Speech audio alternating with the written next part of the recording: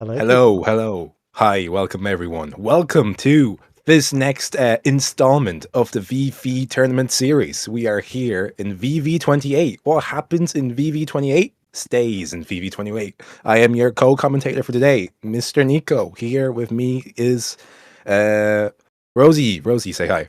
Hello, everyone. Hello. Hi. Yeah, we're experimenting with a bit of a strange format today. We're doing if you can believe such a strange thing, a first to three VV bracket. So there's going to be a ton of fun. But yeah, welcome everyone. I'm going to try and get it started as quickly as possible. Let me just tag the streamed games for our entertainment. So me and Nico can entertain ourselves with some streamed Melty Blood matches. Indeed, so that you can entertain us and anyone else watching along with your silly Melty Blood antics. Yep. You love to see it. But anyways, I'm going to try and rush people through stream as quickly as possible, wherever possible. But just remember, it is first to three for the whole bracket. Yes, the entirety of the bracket. Play FP3 bracket. I'm sending people off as quickly as possible. Yes. I forgot to open Could my be Melty Blood. yeah. I'll show you all the Could be a long one today. I'm trying to keep it around 3.5 hours is like the goal for today. If it's within that range, I'm happy. But we'll see how it goes. I'm gonna see how much like on stream stuff we can get. Yeah. Who are we streaming around? Who are we first streaming? We're gonna do Starling versus Pole 2, round 1. Which is technically round 2. I'll show you all the bracket in a second when my streamed games are all tagged. Nice, nice. They posted IP. Let's go, Starling. Locked in. They're zooming into it. They're ready. I love people who are ready with their IP posting. But here is our bracket today. We have 21 people and a relatively stacked bracket as well with Schwulf, Kiri, Gamer Latuva, Panshoot all showing up. Pretty much all of the like top 8 seeds are ridiculously good at this game, so we'll see how this goes. It's anyone's game this week, especially with the new format, meaning things are probably going to look a bit different just because some players' playstyles will be more consistent in longer sets than others. We'll see how people do. But anyways, I'll try CSS, we can tap in. Awesome. Awesome. They're in cascading style sheet. Let's go. I love cascading style sheet. I had to do a bit of them for uni, so I'm a little bit familiar. A little bit familiar? A little bit familiar because I finished uni 2 years ago, you know? Yeah. Uni knowledge leaves you if you don't use it. It just exits your mind instantly. Yeah, like, why would I think about it? I don't do CSS anymore. Leave that for all of the silly AI bots to do. Yeah, all the computers can do all the computing development stuff. Computers and computing. Ooh, what's this? We're getting a funny thing. I'm not seeing it. We reached a follower goal apparently. 280, nice. 1 million people. 5 billion. I'm kind of tired today. I've been a bit ill. I've been doing all of my like uni research stuff. It's been draining, that's for sure, but I'm trying to get through it as quickly as I can. Yeah, like a true uni student. Yeah, I also have the goal of these brackets not taking too long because I do have work to do, but this is going to be a fun one today, very stacked. Starting it off with a match that we don't get to see too often, but sometimes shows up in like losers side top 8. Starling versus Pole 2. Both of these players can sometimes struggle with their consistency, just making sure that they actually like don't throw a game on like a gambly hit. Panshoot was talking earlier about how he thinks Starling gambles a bit too much with 5C anti-air and charged 5C. And Pole can sometimes just like throw games on a like EX drill read or something like that. Nice catching the tech there. No, why would you do that? Whatever. Straight to the throw as well. Here we go. The throw corner combo. Can't kill here, but just needs one good hit.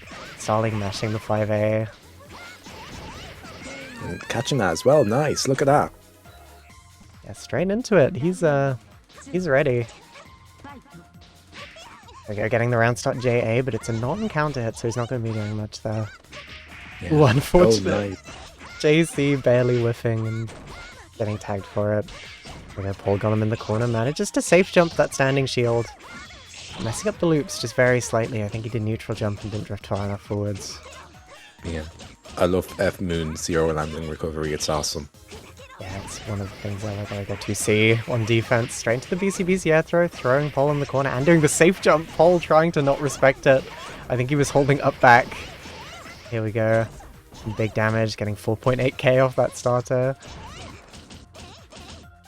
And this is Vichy on health, so if you combo practice, you know how much health this character has.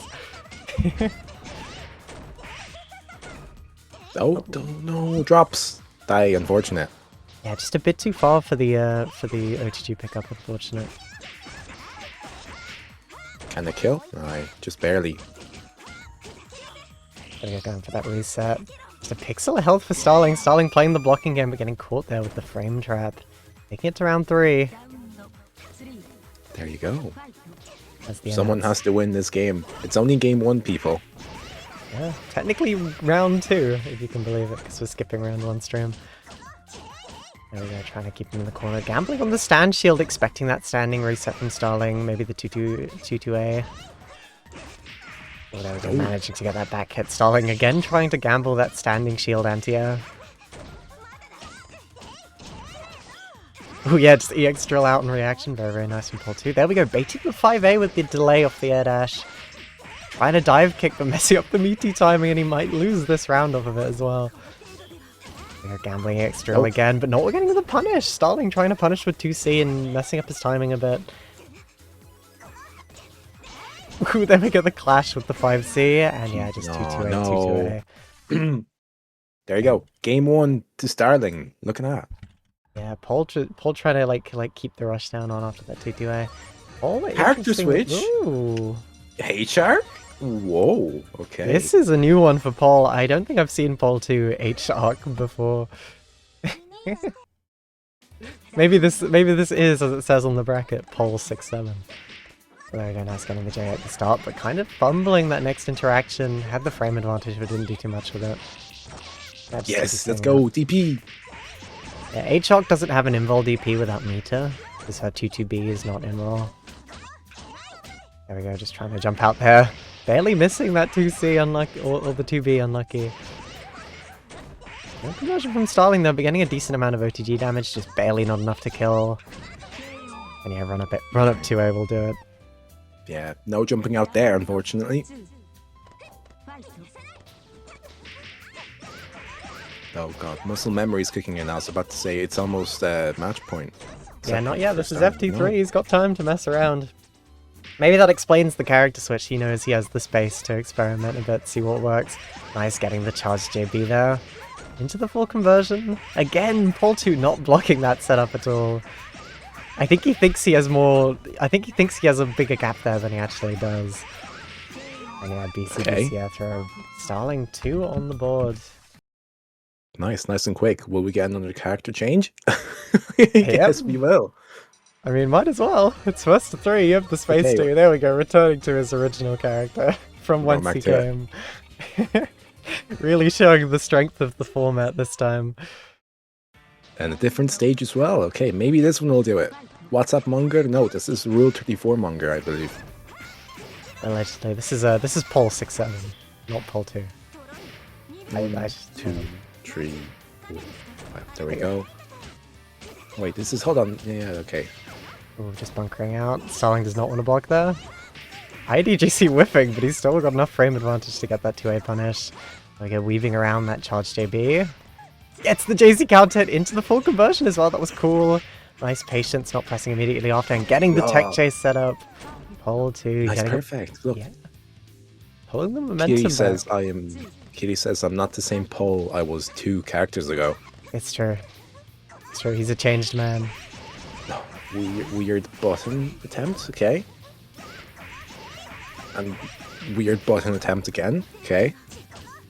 There we go, run up 2A. Getting hit with the frame trap, but not hit confirming. IADJC managing to catch his attempt to mash out. Yeah, just bursting out of that corner. Pixel health. Probably a bad burst, honestly. Keeping the meter for the next round might have been the better choice. But here we go, taking it to round 3. It is currently set point for Starling. With All the too back longer hit. install, please, I believe. The back hit of that JV is crazy. There we go, gets the 5C anti-air he's been fishing for. Has Paul in the corner here, but neither of them have much meter to work with. There we go, resetting off of minus frames into 2C. Yeah, just trying to find that frame trap in any way possible. But there we go, Nice. Paul 2 finding the way out with the back hit JV counter hit. Using that drill to try and control some airspace. Counter hit trade, I think Paul's plus here. But Starling's the one who presses. Will it kill? Yes, okay. Unless he drops it. No, it's over. There you go. There we go, Starling taking it over Paul 2 3-0. Pretty cleanly, Paul with experimenting with the character switch as well. Very interesting. Very interesting indeed. Look at that. Yeah. Was kind of close sometimes. Could have gone either way, but thankfully Starling managed to pull out in the end. He managed to pull out. Very well done. But anyways, we have a bit of time to chill, I think. Might be worth looking for another game. I wasn't expecting that to take such a short period of time, actually. Yeah, let's see. Let's see, what do we have? What's happening in the bracket chat? I see Chinese. Okay, Oh. that's always good. We'll do Panshoot v Vox then, because they're queuing in. Might as well. Nice. Okay. We're a bit ahead of schedule there. We'll watch Panshoot and Vox play. Yeah, we'll do another match. Look at that surprise stream. It can happen to anyone. It can in fact happen to anyone. Jump scaring Panshoot with the idea of a streamed match. Hopefully these two can make it in. I think there's some people having slight connection issues. Oh no. They're What in. do you mean? What do you mean Tab is saying anyone got a CC caster from me? I can't download it. What? Who's having CC caster issues? Uh-oh. Tav? I think that's how you say her name. TAV? Oh, I'm gonna have to DQ them. Unfortunately. Please say psych. Please. I'm You have deleting played the them. game at least once before joining the tournament, right? I will be DQing them. Yeah, they're DQ'd. Someone already did it. Cool. Please stop joining tournaments without playing the game once. Have you ever played VV without installing CC caster? That's Yeah. good. Yeah. Please remember to have played the game before you enter a bracket. For my sanity. I think they're synced up now. We can send them off. Alright, yeah. H-Len versus Seiko Haku. Yeah, they're playing. Awesome. Here we go. Maybe it's worth putting that on the page. Yeah. To test your game if it works first. You must have played at least one game outside of the tournament to enter. Yeah, I'm gonna make that a rule. You have to have at least played online once. That 6.2k combo for Sting. There you go. Nice, getting Half the of command grab. H-Len's H-bar is gone already. Will this kill? What? No. Yeah, Vox top 8 did the beginner bracket the other day, the 3U beginner bracket, but he's definitely a bit outmatched here against Panshoot. Let's see if he can take a couple games, maybe take the set. If he gets very, very lucky or locks in really, really hard. But this is a pretty uphill fight for Vox here. We'll see how he does. Nice, there we go. Getting the conversion into corner, barely dropping it though, but not getting punished for a drop. Nice conversion from Panshoot, doing a bit of combo practice, but continuing to drop that route. It's still just taking the Oki off of it, taking the first game there. There you go. Game one. We're in sweep territory right now. Yeah. Haha, sweep with a broom. Lamau. Yep. Yeah, I don't know. I don't see Foxwave being able to play much here with how oppressive Panshoot has been with his Kohaku. Yeah, he's kind of keeping him in the corner and really working with it. There we go, finding a tiny bit of an opening there, getting a BCBC air throw on Panshoot, but Then throws it away with the shield. Oh, never mind. We got something. yeah, he's got something. We're back in the Manages corner. to scramble out the tech. He only needs one more hit here to take a round off of Panshoot. There we go, just try to keep him in the corner. Panshoot knows that's minus, but they clap. They trade straight into Vox winning the next interaction. Vox taking the round off of Panshoot. Proving me wrong. Look at that. Nice. Yeah, maybe with the format, Vox has a bit of time to figure Panshoot out. There you go, nice getting the combo to corner and dumping that meter at the end. 4.4k straight into set play. Dodging the H bunker as well with the forward jump. A bit too trigger happy with that Voxes sometimes, I think, as some H-mins are. Nice, there's the cross up. Drops it though. Oh. Is it life or death for H Len here? Dead's death. No. It's death. He chose death. Unfortunately for everyone. Oh, there we go. Nice trade. Both of them trading. Panshoot's got Vox in the corner here, trying to just keep him in there with some big buttons that cover that airspace effectively. There we go. The command grab. Doing some timing practice, but not getting the clean hit. Doesn't matter though. Vox trying to air tech back there. Not sure what he was going for with air tech back. He didn't have the meter to spend. Look at this damage! 5.5k. By the way. That's why Sikohaku can be so scary. She gets any kind of hit, she can route it however she pleases. She's got like Build-A-Bear combos. There we go, going for that. By the way. Reset, trying to fake Panshoot out there. Desperately trying to keep him in the corner, not converting those jabs, catching that backdash, but can't do much off of that starter. Yeah, just using that JTC.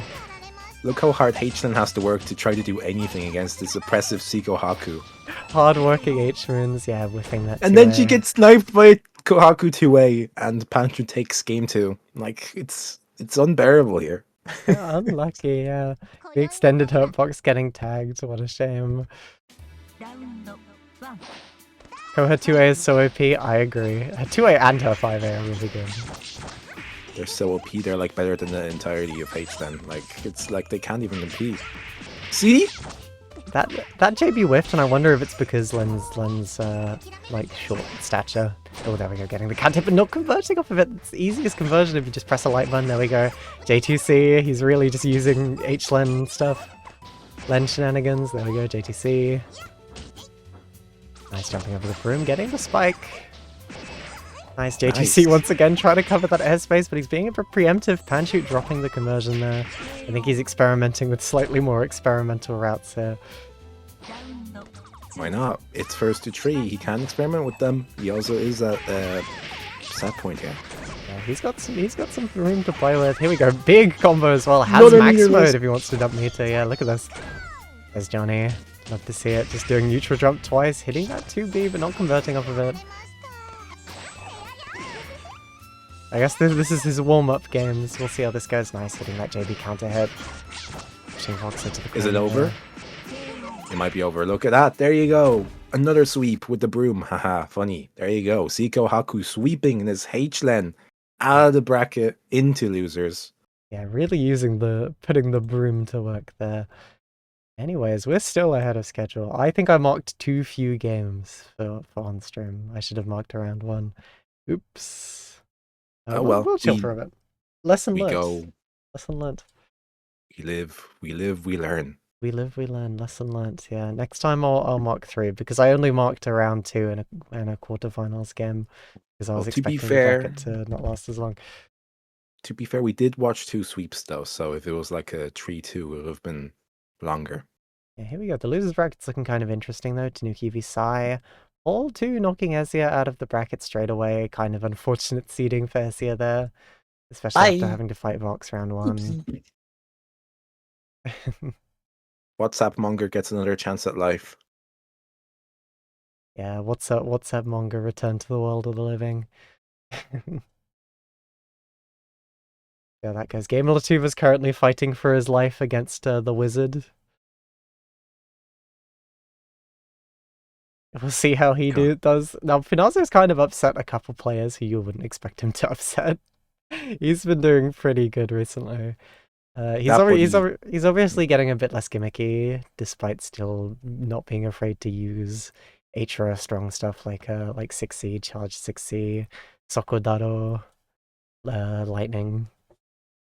He's not really Oh, lol. He's better than he was back when he literally just used teleport to move. Still not blocking all gimmicks. Yeah, I mean it's been working to some degree, but to some degree isn't exactly the most yeah. it's been working against people that shouldn't. Yeah, it's been working against people it shouldn't. He's gotten a few bracket wins that are unfortunate to see. Yo, we just got a subscription. Look at that money. Oh, awesome. Thank you so much. Yuragi giving a tier 1 sub. Thank you very much. And Vox did his tier 1 sub earlier as well. Vox, the goat we just had on screen. Even if he did get 3-0'd, but he is a member of the Hine Mafia. The Finnish Melty Blood scene is going quite strong. They have the other local in Europe. There's 2 locals in Europe who run this game regularly, and it's the Mahine Monthlies and Battle by the Way Melty. Both on other sides of Europe. You love to see it. Yeah, and no games in between. So if you want to go to a local, you have to either travel to Finland or to England. Yeah, there's you have to go to one or the other. We'll do Schwolf versus Starling.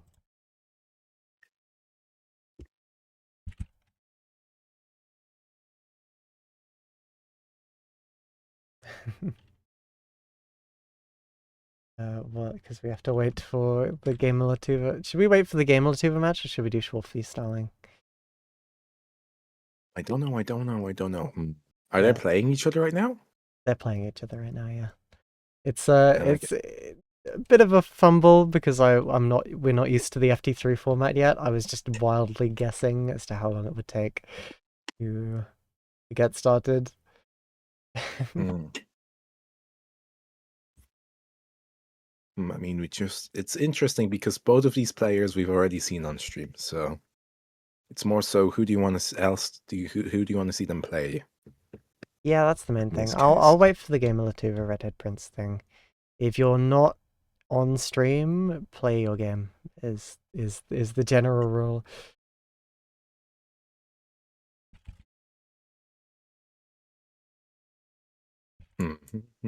Yes. There we go, Starling and Playing your Schwolf are playing. We'll matches. wait for the Redhead Prince match. We'll see how this goes. But for future reference, I should cue more of these.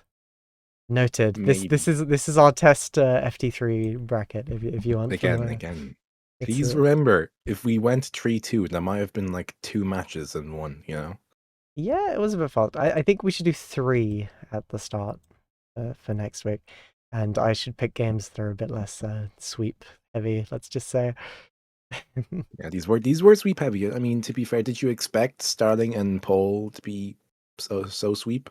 I wasn't expecting that to be so sweep. If you could tell by my my seeding, I was expecting it to be a bit more even, but Starling kind of locked in there. He is a bit of a demon in bracket on occasion. So it's fine. It's fine. Don't worry about it. Don't worry about it. It's okay. Yeah, just remember, if you're not on stream, please play your games as quickly as possible. Oh, look at that. Pashux and okay, several games have been done at once. Okay, Pashux and Marco Peri? Yeah. How do you say that letter? Mocha? Moko. Yeah. Pinazzo took a game off of Gamelatuva, the wizard. The H wizard was not good enough to defeat Xion. Let's go. Exactly, yeah. And shoot, and Mocha's already through. Lots of 3-0s this week as the bracket like sweeps its way to top 8. Yeah, it's kind of odd in a way. Like there's been only 4 matches where the other opponent won 1 game. Well, in top Yeah, in to winners. be fair, there is a large range of skill in these brackets. We'll see how the format's going. I think it's going mostly fine right now. We're on decent time making it into top 8. We'll see how this goes. The Kiri Omajan game is taking a long while. They're duking out. This may be the first 3-2 game we're going to see on the bracket. It's true. Yeah. Yeah, but for future reference, if we do another FT3 bracket, I'll queue up more games for on stream. That's for sure. At least one more. Yeah, at least one more. And at least one that maybe might not be a sweep set fests. Yeah, I think 3 before like top 12 is probably good.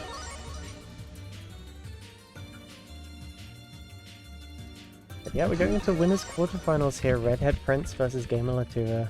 These two have played a decent number of times now. We'll see how this goes. You will see how it will go indeed. Let's have a look.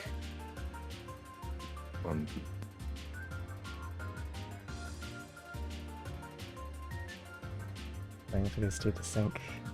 There we go. They're in game now? Nice, okay.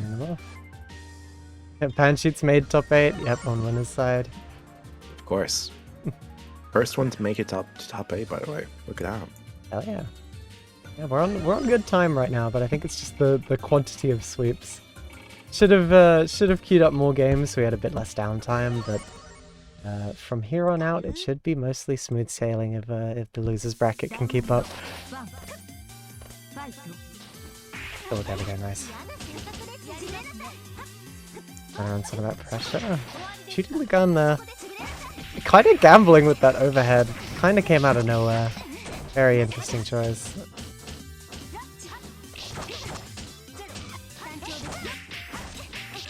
Nice, there we go, 2DC. Managing to extend that combo, getting the hit with the knife. Just fished for attack and got it. Wow, look at that. Into the side switch as well. Nice, look at that. And then in the kill. Yeah, there we go, just getting quite a simple kill that game. Latuva gambling really hard at the start of that set on some of those overheads for some reason. We're fishing for that JB. DPEX cancel. He's in crackhead optimal FG mode right now. Yeah, pulling him to the corner with the EX special. On some of the stagger pressure, really fishing for Redhead Prince to mash. Throw into nice. throw. Into command throw. Interesting. I'm pretty sure that's a hit grab, not a throw. I guess straight to the cow loops. Yes. Invalid, but dumping that meter at the end to take him to corner. 4.3k on CL is pretty good. There we go, the dive kick, just trying to work his way out of that corner. Latuva backdashing twice, Alex style. Nice, a lot of meter to expend. TKDP, might as well spend it, but dropping the end of the combo there. Finally getting a chance to play this round. Look at that, nice. And with that 4C. Really trying to fish for the frame trap with the charge 5C. There we go, 5C again, barely poking, but not getting the follow-up to hit. I think he was a bit too far for it. Just fishing for the last hit of gun, knowing that Redhead Prince has a tiny sliver of health left. And yeah, you're trying to chicken block out. Unlucky. Nice. Smack dump. There you go. He got put in gay baby jail, as they say. There we go, Okay. TTC anti-air. TTP anti-air. Trying to get that left-right setup. There we go, shielding the overhead, but trading with the second hit. Very unlucky. Yeah, that's good. That was crazy. Yeah, that was a weird interaction. I think he pressed slightly too late, cancelling off the EX move. Getting the... Oh wow, one hit of the DP hitting and then EX confirming off of it. Very nice from Gamer Latuva there. There we go, the overhead. Straight into the cow loops. Dumping some meter for that extension as well. More Kia loops. Yes. And now we can Oh, run up. look at that. Run up 5A. Gamer Latuva taking the first game there.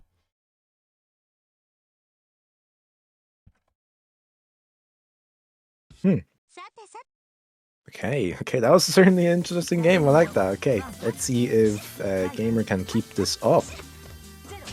Interesting stuff. There we go, throwing the knife. Standing and pressing the button. Backdashing the second hit of 5cc. Redhead Prince to really just try to swing stuff to catch his landing, but Gamer Latuva's air stalling a lot. There we go, getting the extra over the J. And just using that meter to take him all the way to the corner.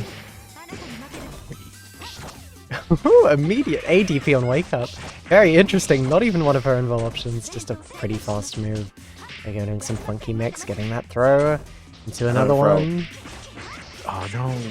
No strike throw, got mashed out. And there's the Calip's. Dropping them, giving Redhead Prince another chance here, but gets the 5B hit.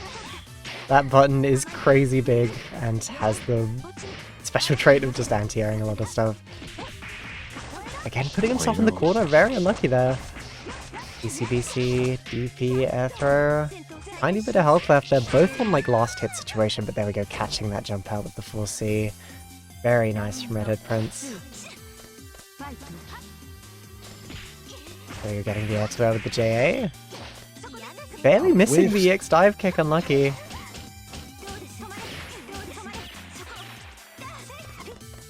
So you're just trying to catch that backdash or jump with 5B, very strong button. Covering that airspace and just slowly kind of walling Redhead Prince to the corner, but he works his way out, pushing Gamer Latuva with one block string to the other side of the screen. Kind of jumping himself into the corner there, Redhead Prince walking forwards for a bit. Gets the shield, but nothing off of it. Very unlucky. Straight into the TK DP combos. Yeah, in the corner, 5C, getting the air throw. After the chicken block, saw that Gamer Latuva was in the air and managed to super jump forwards into air throw. Really just keeping him in the corner, but Gamer Latuva was on point with backdashing those 5Cs and 5CCs. Asterix mentioning CL got a 4.7k combo. Like, yeah, CCL can do damage if she feels like it sometimes. Yeah, especially if she has meter. Her, like, TK EXDP stuff does, like, a lot of damage if you route it correctly. She can loop it as well with maximum. Whoa! That was crazy. There we go. Redhead Prince showing us what he can do with those TK DPs. Quite unnecessary considering the timer situation. 6 seconds on the clock, but what was that? He dashed under the jump, right? And then I think Gamer wasn't expecting that, and then got hit. Yeah. Gamer was really just trying to like stall in the air and control airspace a lot this game. There you go, landed 2A, managing to catch Redhead Prince trying to jump out. He's pretty consistent with those Calips as well. There we go, land to low. Redhead Prince is ready for it. The full moon mix where you whiff a button before you land. Nice. Then to the corner. Fanshoot says, my champion is honest, sorry. There we got the cat laughing emote. Nice. No, drops the combo. Bye. Oh well. We try again. That's the dive kick. Managing to get the reversal JB off that air tech. They go throwing him to the other side of the corner. They're just trying to push him in the corner there, but whiffing that throw, popping the IH, getting a bit of health back. Confirming off of that far knife counter hit with the 236C, doing a decent amount of damage, giving him a knockdown, and Redhead Prince trying to squirm his way out and getting caught for it. There we go. Gamer Latuva. Okay, look at that. Another round for Redhead Prince. I think he managed to adapt well to Gamer Latuva's crack-out style. Another DP, look at that. 5.9k. 5.9k is crazy, but Gamer Latuva was ready for the charged overhead. Managing to side switch as well, throwing back into the corner. Going straight for the overhead, remember he's plus off of that. As the throw, really trying to exploit how respectful Redhead Prince is being on pressure here. Gonna go run up throw. Another throw. Another throw. Ooh, and catching him trying to jump out with that 5B. You can see him standing there. The kill? Nice. Yeah, finishing it off, a nice mix sequence exploiting how like reactive Redhead Prince was being on defense by just going for those throws and baiting him to trying to jump out, trying to up back on wake up.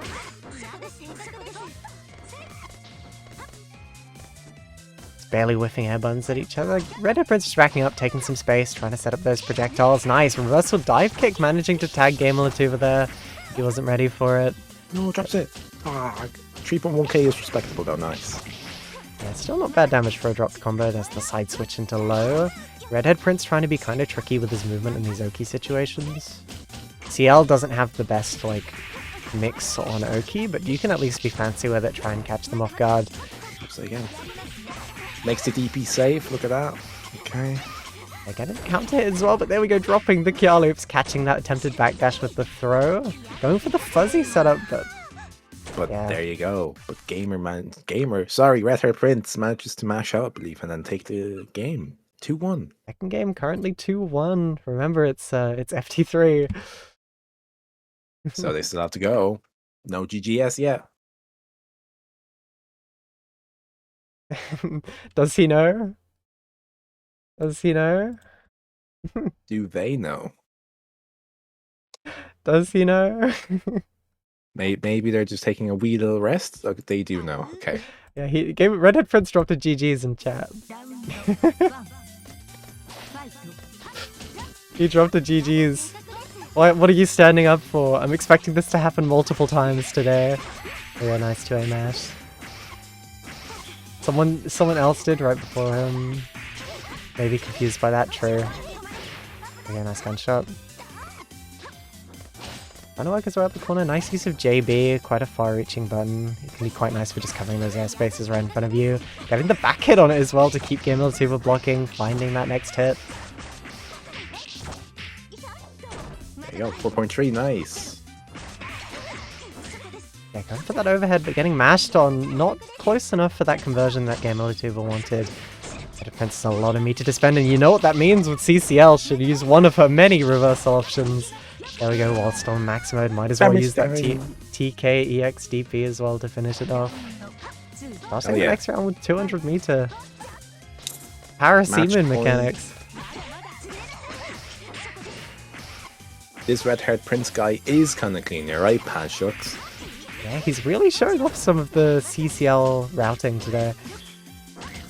We're trying to catch him jumping there with a bit of a riskier play. Giving up his turn, letting Redhead Prince jump out of the corner there. Fishing with that JB and managing to catch Redhead Prince trying to approach.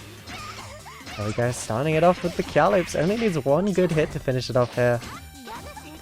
Just trying to keep him in the corner, build a wall that he might fall into. There's the DP, barely not enough to kill, but just needs one more hit. But CL does this max mode. Will CL choose to burst and recover health or go full damage time? Yeah, it might be good to go for a safe heat setup, but there we go, choosing not to.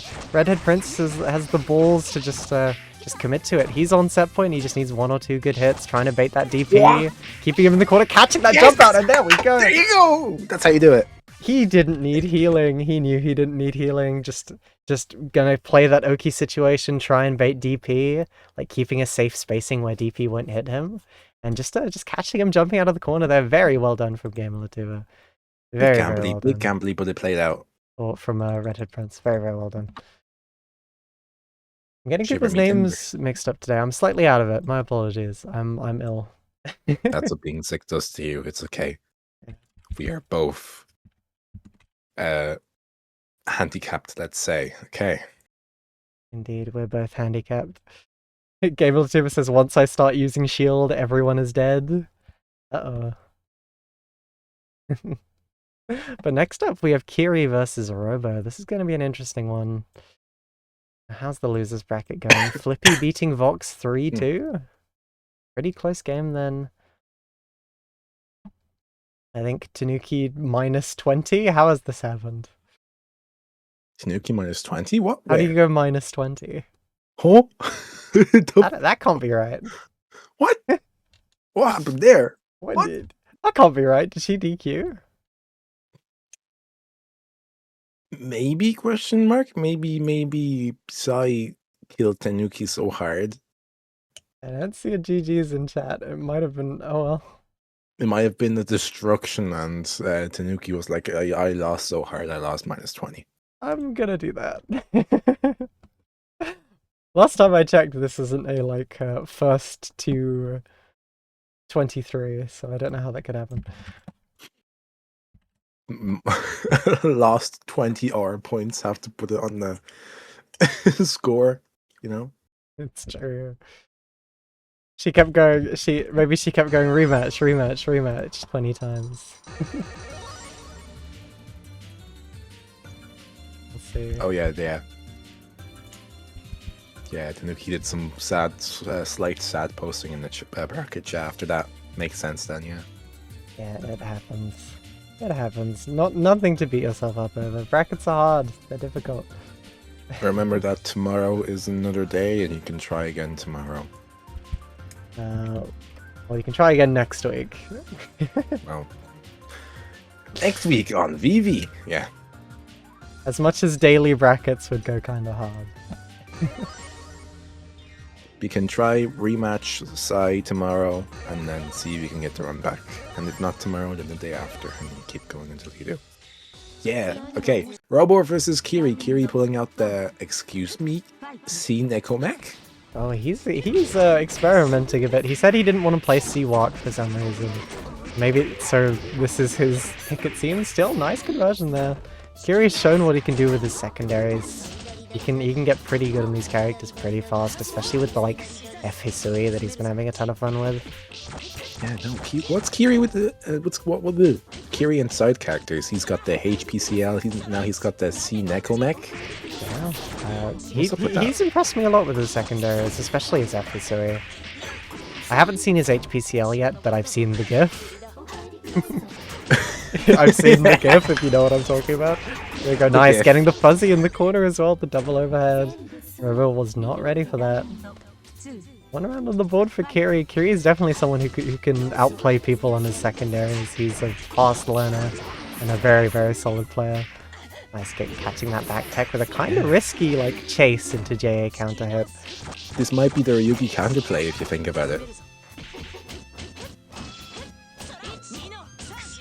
I'm pretty sure Kiri has played enough Ryugis in his lifetime to know how to counter this character. Maybe he has some specific C Neko mech tech.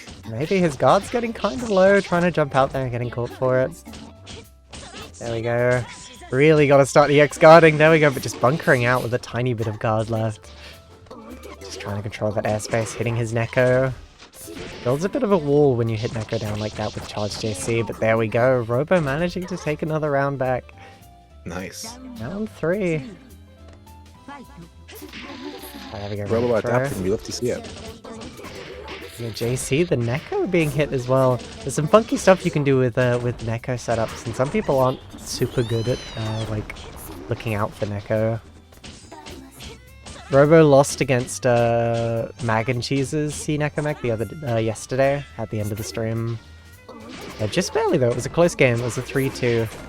So I guess power scaling wise, if Kiri can win this on his C Neko mech, Kiri's C Neko mech is better than Mag and Cheese. Just saying. We have an odd choice to EX shield the multi-hit knife. No, just barely outside the range of that as well. Yuragi cheering on H Ryogi. Yeah, Robo's the up and comer to keep your eyes on right now. Even if he's game 1 to Kiri. He seems to struggle against Neko mech in particular. I think he is a bit too happy to press on defense without considering Neko properly. There we go, nice run up throw, baiting that bunker. Kiri just going for another one. Kiri is a player who's not afraid to use his C-Moon defensive mechanics like that. There's H bunker catching him with the low but not converting properly. Just using that knife to push him in the corner. Nice, using the Neko to extend the block stun as well. That's great, I think. Ooh, the mash out barely hitting. That was a very late 2A. Not able to catch that tech, but has a lot of meter to spend if he wants to keep Kiri in the corner here. Kiri just trying to work his way out. A little bit of guard left. Does C Neko mech have a lower guard meter than other characters? The guard meter seems to be like deleting quite a lot, unless Kiri's just blocking a lot. I think he's blocking a lot. You have to remember he's fighting an H Ryogi. This character just makes you block a lot. I forget that people like good players actually block, and then I'm like, whoa, their guard meter is like low. Yeah, Seaman is the most guard. I think Kiri's just blocking a lot and not really going for the EX guard too much. He's being quite patient here. Nice, getting the Nico air throw. Hell yeah, DK combo and the air throw. Look at that. That's awesome. Yeah. Yeah, he knows you're on commentary. He's like, well, I gotta show off to Nico. I have to show off to the other Ryogis.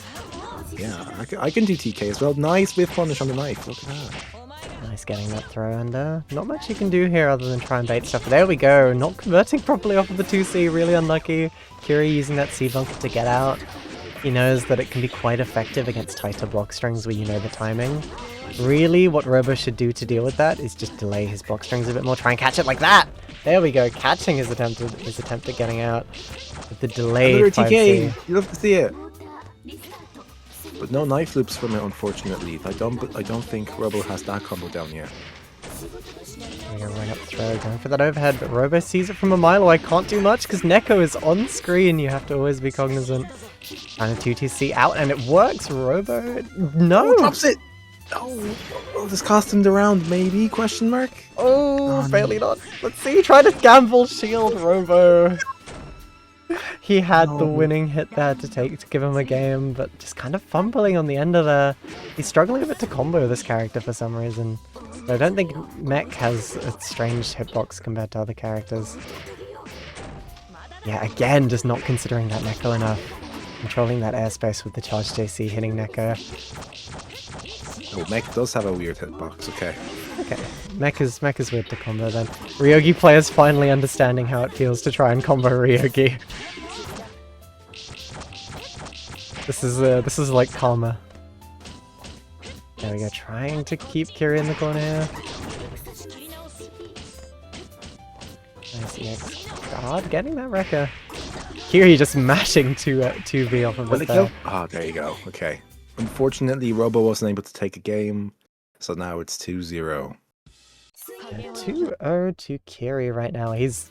I do not know how much he's been playing this character, but I think this has been one of his, like, kind of meme secondary picks. T-Necomech's probably the best Necomech by a decent amount. It is solid though, like that's a very solid block string, at least. Yeah, this character's definitely playable. Like the character's not the best, but C-Necomech has tools that are pretty solid in the hands of someone like Kiri. There we go again. Robo this time cognizant of the fact that he has to respect that Neko. There we go, getting the JB counter hit. Trying to chase that tech out with the air throw. Very risky play from Kiri. Pick up grab! Yes, might go. Oh, the shield as well. Oh, the Neko activating the auto burst. Unlucky. Trying to roll through for some mix, but Robo just not blocking at all there. That was an interesting set of actions. Look at that. There you go. Yeah, catching him with that counter hit 2C. There you go. Set point for Kiri. Let's see if he'll be able to take it. Will Robo be able to conquer the C-Necomech matchup here? There we go, getting the tech into button, managing to reverse that situation a bit, but dropping the combo is really unlucky. He might need to go for some like tournament combos here. They're too high for air throw. Robo's really struggling to like convert properly and end properly on this character. He's going for those Neko resets. Just keeping him in that corner. Nice standing shield, catching him trying to land a button on top of Kiri after jumping out. Predictable. Oh no! A delayed button after air dash to bait that high shield. Robo's a bit too quick to let it rip with the high shield, I think. I bunker him back into the corner, getting the stand shield once again. Teaching Robo a bit of a lesson there. Barely not enough to kill, but yeah, winning situation for Kiri. No, okay. Robo trying to take a page out of Kiri's notes and raw bunker out, but Kiri was ready for it with the delayed button out of the air dash. Very nice gameplay from Kiri there, taking it in a pretty clean 3-0. I think this might be a bracket demon character for Robo, judging by how these past two events have turned out. Yeah, no, C-Necomech might be the anti-Ryogi counter pick. Look at that. It's crazy. How's the losers bracket going? Gamer making it to losers top 8 while the others still playing on. But we'll move on to winners semifinals here, officially entering top 8. Here we are. We have Schwarf versus Redhead Prince on stream next. I believe there was only one 3-2. No, there's two 3-2, okay. 3-2 matchups, there's 3 of them. Starling went 2-3 against Helixion. Ooh. Sai went 3-2 against Pinazzo, and Flippy won 3-2 against Foxwave. Yeah, interesting. Starling not managing to make top 8 this time. Barely barely not making top 8, placing at 9th. Tied with Flippy. We'll see how these next couple games go. Not Dead Yet is doing really good, beating Paul 2, 3-1. Maybe he played the HOC again, but either way, Not Dead Yet, punching above his weight class here, doing very well this bracket.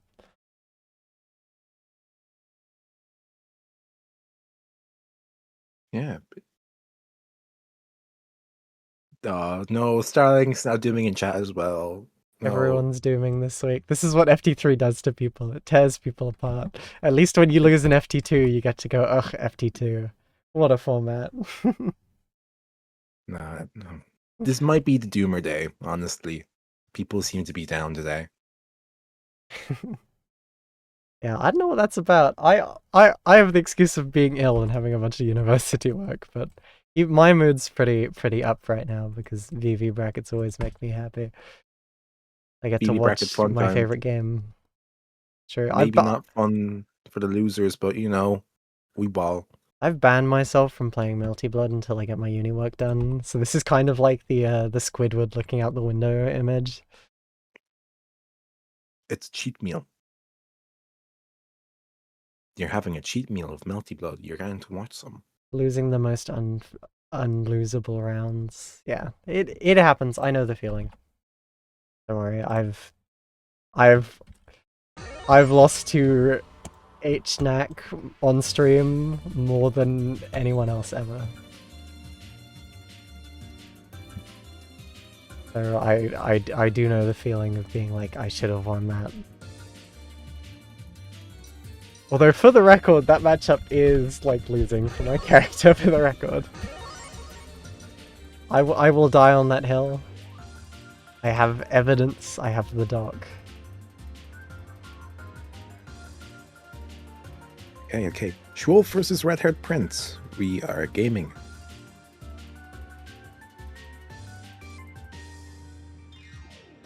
There we go, Schwolf versus Red-Haired Prince, sending these two off to play. The question is, who will Schwolf play today? With the like bag full of characters that they can reach in and pick anyone from. The master of many.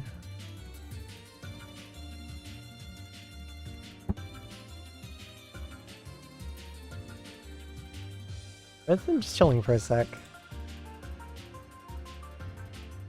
It's gonna be one intense game they have to lock in.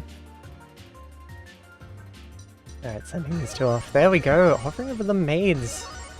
Playing some C-maids this time. Pretty sure Hisui lead.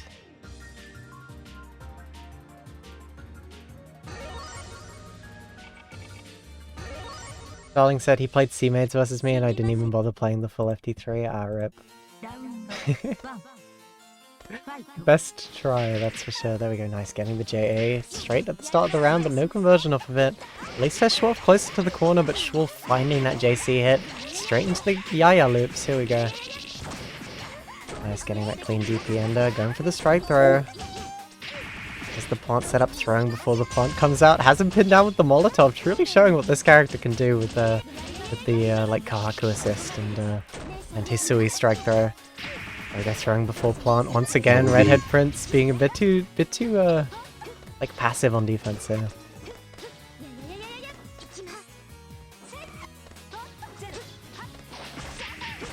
Okay, there you go, managing to catch a hit. Nice.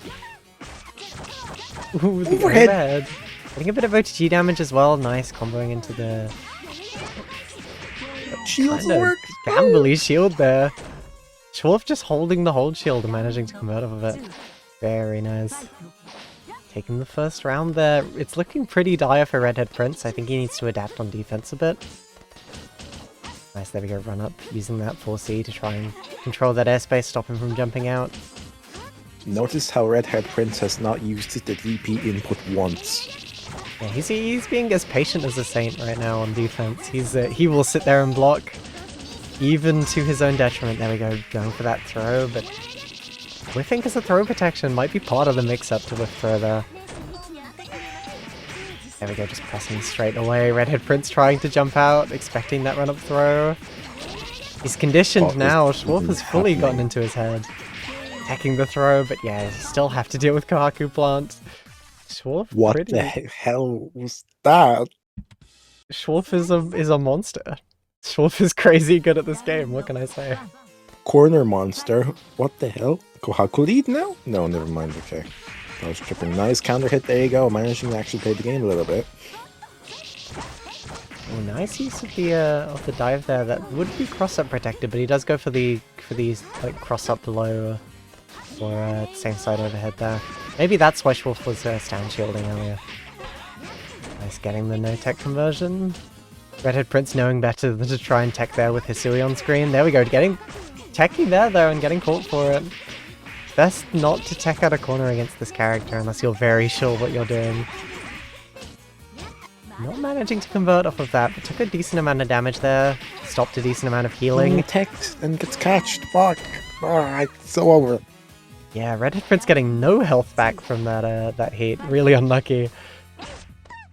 Nice JB counter though, hitting the extended hurt box on JC. Uncharged JC on Hisui actually does have a lot of extended hurt box. Watching that backdash, really just trying to keep him in the corner. Y5CC, a very interesting choice from Redhead Prince there, and Schwolf just landing on him with a button. Trying to run some of that strike throw. Nice. Tech grab though. Another one! No! The frying pan, Redhead Prince finding the jump out successfully. Does the fooling Yaya, but Redhead Prince knows this character has good air stall options. There we go, weaving around the EX dust. Getting that knife hit and just going 2-3-6 invul. I can just go straight through it, not have to worry about the EX dust while it's on screen. Trying to catch him falling with the 4C, but barely not hitting high enough. Second of JB not working, but Schwolf not getting a conversion. There we go. Catching him trying to jump out with the 6C. And this Yaya loop might kill, barely not, but this is a last hit situation for Redhead Prince. Managing to get the heat out safely, and the 2-2C getting him out of the corner, getting that JB hit, and catching Schwolf trying to reversal dive kick. It's crazy. Whoa. Nice. I have no idea how he pulled that one off, but very nice from Redhead Prince. Pulling back that round. Turtleneck says just tuned in, what the fuck, yeah. Yeah, that was intense. That was crazy. Nice. I'm lucky for mates for not killing, but damn, bloody hell, Redhead Prince. Whoa. Yeah, barely. You're given a second chance at that life and like using it to the fullest. Goddamn. They're gonna try and use that ADP just as a stacker tool, keep him blocking for a second. Nice jump back from Schwolf there, catching Redhead Prince trying to exit the corner. Ooh, there we go, just hold shield knowing he's gonna go for an airstall option like J2C charge. So much confidence on these players from Schwolf. There we go, yeah, EXDP taking too long, getting hit by the plant. There we go, the Yaya loop's getting that knockdown again. There we go, going for Kohaku plant, has a lot of meter, might as well set that 2-2C. Going for just the Yayas, you love to see it. There we go, managing to catch Redhead Prince trying to jump out there, baiting the high shield as well with the empty IAD. Schwolf taking Was the that like second 5 game. in a row? 5 TKs in a row? What? He had time, he had Kohaku plant. This character is crazy. There we go, Redhead Prince having a bit of a corner situation, but yeah, just mashing his 3-frame EX dust, it stays on hit. Very strong reversal option if you can find a gap for it.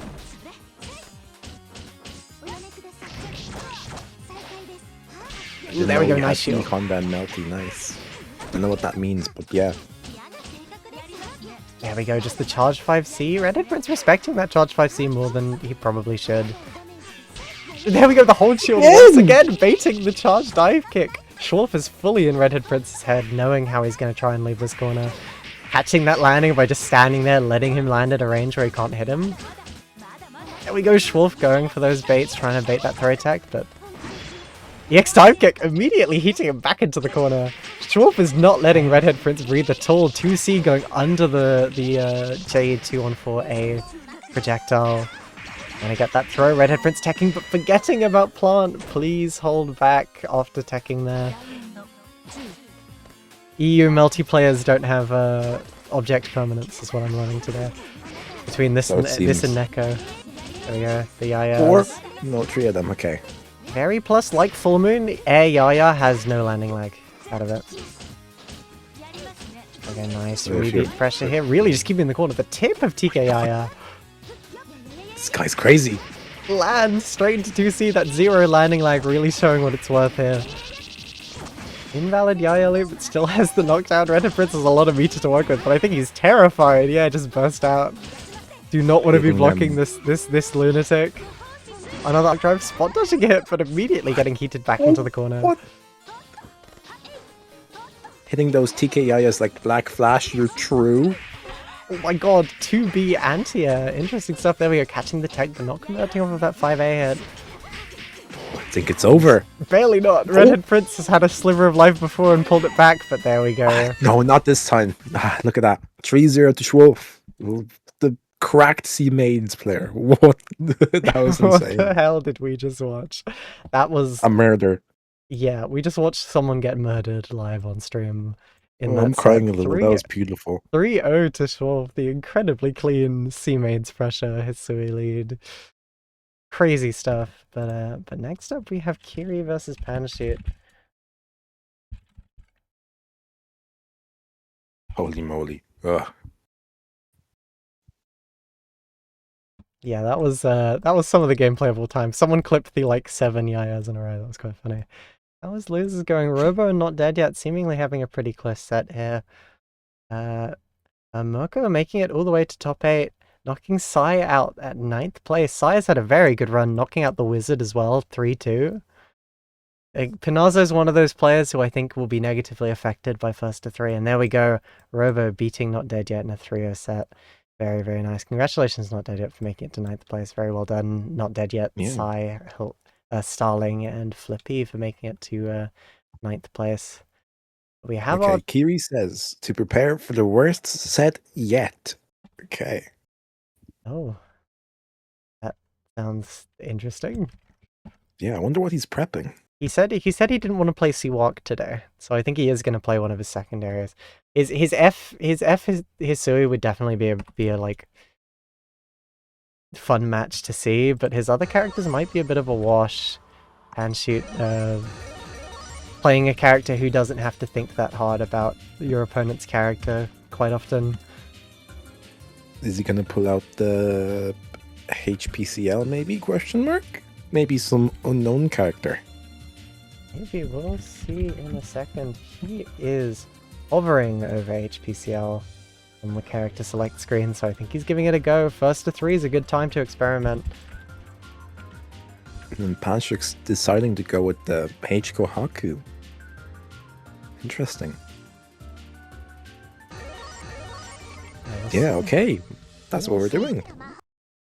Let's see if Kiri PCL will be able to do anything against Kaku.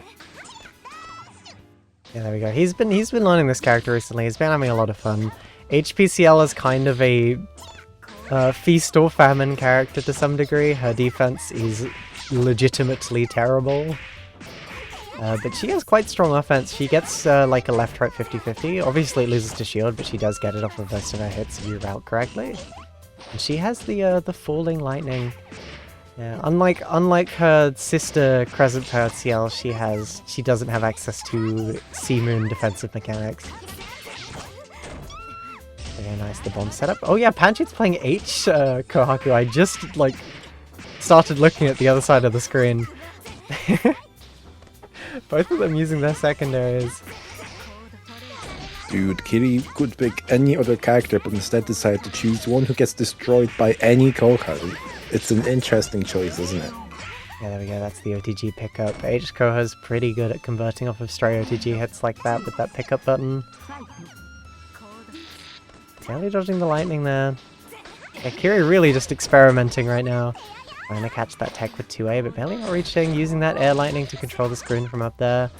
Panashoot just pressing JB. Nice. There we go, going for the battle loops. Dropping them there and accidentally misinputting 2-on-4C, but it's kind of funky to punish that on any PCL because her air throw is so short total duration, so you don't get the involved very much. You kind of have to time it between the Molotov hits. Which she did manage to do. Not super effectively because he recovered and had to block. You kind of have to be a bit earlier. Just because PCL's air throw is fast total duration. Very nice. Not managing to get many conversions here. Curie obviously a bit less than Stella with his conversions on this character compared to his C Neko Mech or Efisui. There we go, straight into the Bato loops once again. Could kill here with some good routing. There we go, just getting a little bit of an ender there, managing to get 2 loops into a catch. Will we go into character select? No! Q's deciding to stick with it. Yeah, he's experimenting, but Panshoot's H Koha is doing pretty well right now. There we go, the BDP just knocking him out of the air, but sweep into OTG, chasing that tech as well. Nice setup here to just get a BCBC air throw, but a bit too far for that air throw ender. Very unlucky for Panshoot. Suppose he doesn't need it with how this game's been going so far. There's the OTG pickup. Again, too far for the air throw, and Kiri finding a hit but not converting properly. And yeah, there we go, air throw, and Kiri is having a bit of a strange day today. I don't know if he's Doomer on C-Walk, or if he's just experimenting, but there we go, nice, getting the 5B hit, but messing up the routing again. He's not super familiar with this character's combos. It doesn't see him stalling with Air Lightning. Where was he? Yeah, B Air Lightning has 1 frame of recovery. That's a fun fact. Wow, okay. Perfect, look at that. Nice, Kiri just kind of managing to scramble a perfect by air stalling with lightning. Is he going back to his people in the sky? My people need me. My people need me, I will rain lightning down from above. Yeah, that might be the play. Just go up really high and then hope Pasha gets hit with the lightning. Yeah, I think he's stalling. There we go, gets the JC hit. Can't punish the H burst though, but didn't even try and keep the pressure afterwards. Unlucky for Kiri. Airplane CL, nice. I like that. That's a nice nickname for Airplane CL. Yeah, Kiri started playing really defensive here. Not the best, because this character really doesn't want to block unless forced to. Okay, nice, getting the loops. Into the knockdown there, going for some left-right shenanigans, but Panshoot doesn't care, just rolling out. You have to remember that's an overhead. Trying to go for a conversion off of it as well, but kind of messing it up. Yeah, there's the OTG. Straight into the command grab. There you go, getting the full combo off of it. Can probably kill with some good routing, but just going for that knockdown. There we go, the bomb is set up. 236C does not care though. Well, 623C does not care. This is just final hit situation, and yeah, finding it with the super jump into double jump into JB. Panshoot swatting him out of the air. Kiri trying to stall doesn't seem to be working, and I don't think it's the best strategy on this character just because, again, you really don't want to block. If possible, no EX guards, very reliant on meter, slow mashes. Not the best defensive situation in the world. That hit? Okay, sure. Nice 2C. Again, just trying to stop him from jumping out the corner, but Kiri with the reversal JC. Very good air to air button. Trying to 5B there, but it doesn't hit that high, unluckily. You kind of have to fall on it for it to hit correctly. Nice getting that OTG. Ooh, again, just a bit out of range for that JB. Trying to gamble on low shield while he's in the air. What are you thinking, Kiri? He's a madman. That's what he's thinking. Just trying to catch him with BDP. Kiri's kind of playing a bit strange here, just trying to like find single stray hits, trying to catch air tech with BDP. Actually getting a lot of health back here from Heat as well. Straight into the Bato loops. This is not looking good for Kiri, but Panshoot dropping them. There's the auto burst. It shields it, but can't do too much. It is safe. And a JB counter. Oh my god, Jumpy again. Yeah, you can't play in that airspace very effectively against this character just because that button is so effective at swatting you out of the sky. Nice smash from Kiri, but again messing up that loop. Delaying a bit too long on the 3C. They're just using lightning resets. Again, a bit too far for that 3C. Trying to use his air movement a bit too riskily. PCL air movement is rather committal. Pulling JB, but doesn't manage to hit. Yeah, just running the block string. Not many gaps here. Panchik can probably just get away with just holding up back, quite frankly. There we go, getting the conversion. Yeah, second chance of the left-right setup, that same side, but Panchik does not care when he sees that. He just rolls straight away. He rolls with it. He rolls with the punches. And yeah, that's not a proper reversal, but Panchik messing up his conversion and giving Kiri that round at the end there. Kiri reverse sweep, maybe? Maybe. If he can keep his composure enough, yeah, trying to use 2B there. 2B and 5B are kind of interchangeable buttons in lots of situations. 2B has a bit more range, but 5B can catch jump-ins if you time it right. Okay, nice, getting the command grab. Straight into the bottle loops, can end it here if he routes properly.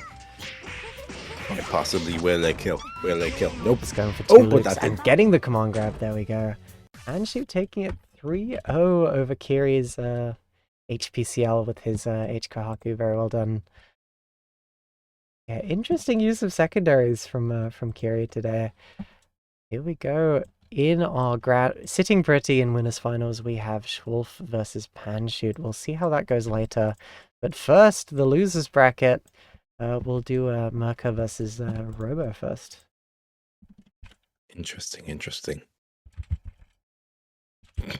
Wow, this H Koha champ. Shut up, buddy. You're the one playing her. Wow.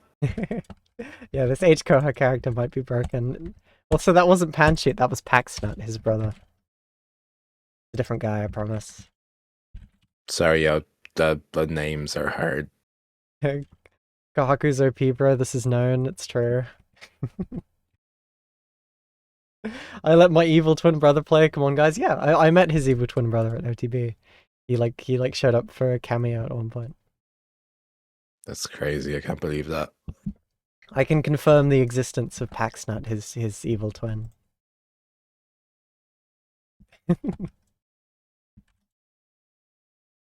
And drinking some water. I have sparkly water. I'm really living the life. Your fancy sparkly water. I'm living is the quite life. fancy. It's good. Good. I've been slurping it all week. Very nice.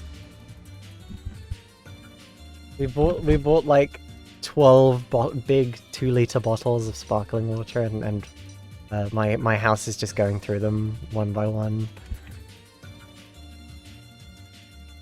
It's been nice. Remember to hydrate. It is quite warm today. Yes. It is quite... Yes. Please, remember to drink. Maybe not alcohol, but drink water. That would be cool. Okay. Yeah, alcohol might be a bad idea. Oh, this is not Nico. My brain got confused. Hold on. That's the wrong Ryogi.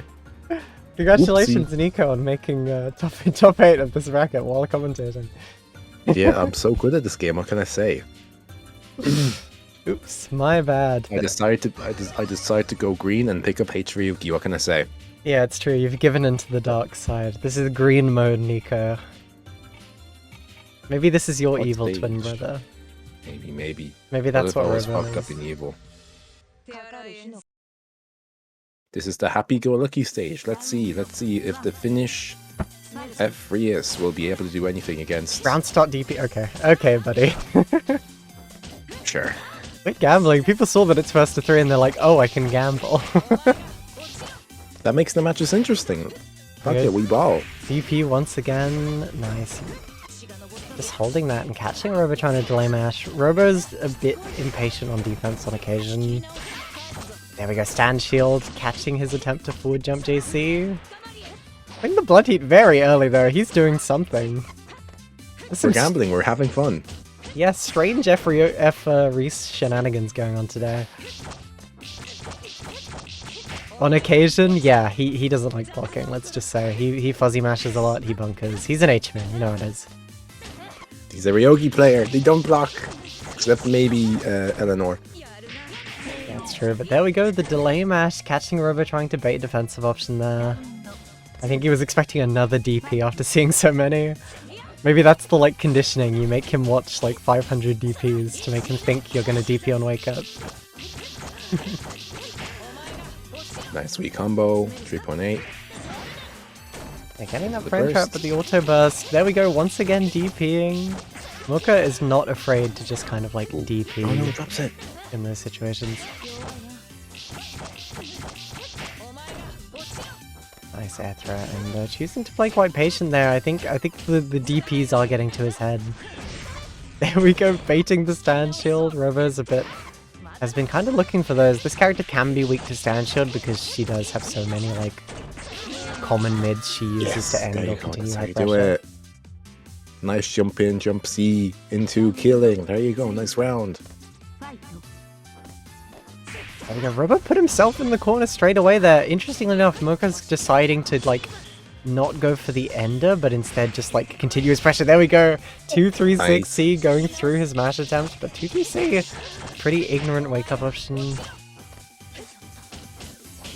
Your mix-up means nothing to me. I got 2-2-C. Very nice EX guard from Mocha there, but not getting the punish off the Robo with that button. Getting caught by the frame trap, trying to jump out. Yes, TK, love to see it. He gets it. Yes! Yes! That's how you do it. Yes! Very clean knife loop from Robo, straight into the throw. Here we go, strike throw situation again, just choosing to back up. I think he's really scared him with those DPs. The Necrophon special, love to see it. But yeah, just backing up, playing it safe, knowing he just needs one solid hit. And yeah, finding up the 2-2C, dumping that meter while he has it. As Vox once said, meter comes, meter goes. Such is the life of an H-Min player. True. Okay, running that protect pressure. Moken's so good at EX guarding that, finding a kind of scrambly match where Robo just decided to drop his Oki. There we go, catching his mash timing once again. There we go, the stand shield, but countering it with the 2-3-6E, just going through the shield follow-up. Nice. Very interesting H-Moon shield counterplay from Mocha here. I should steal some of this.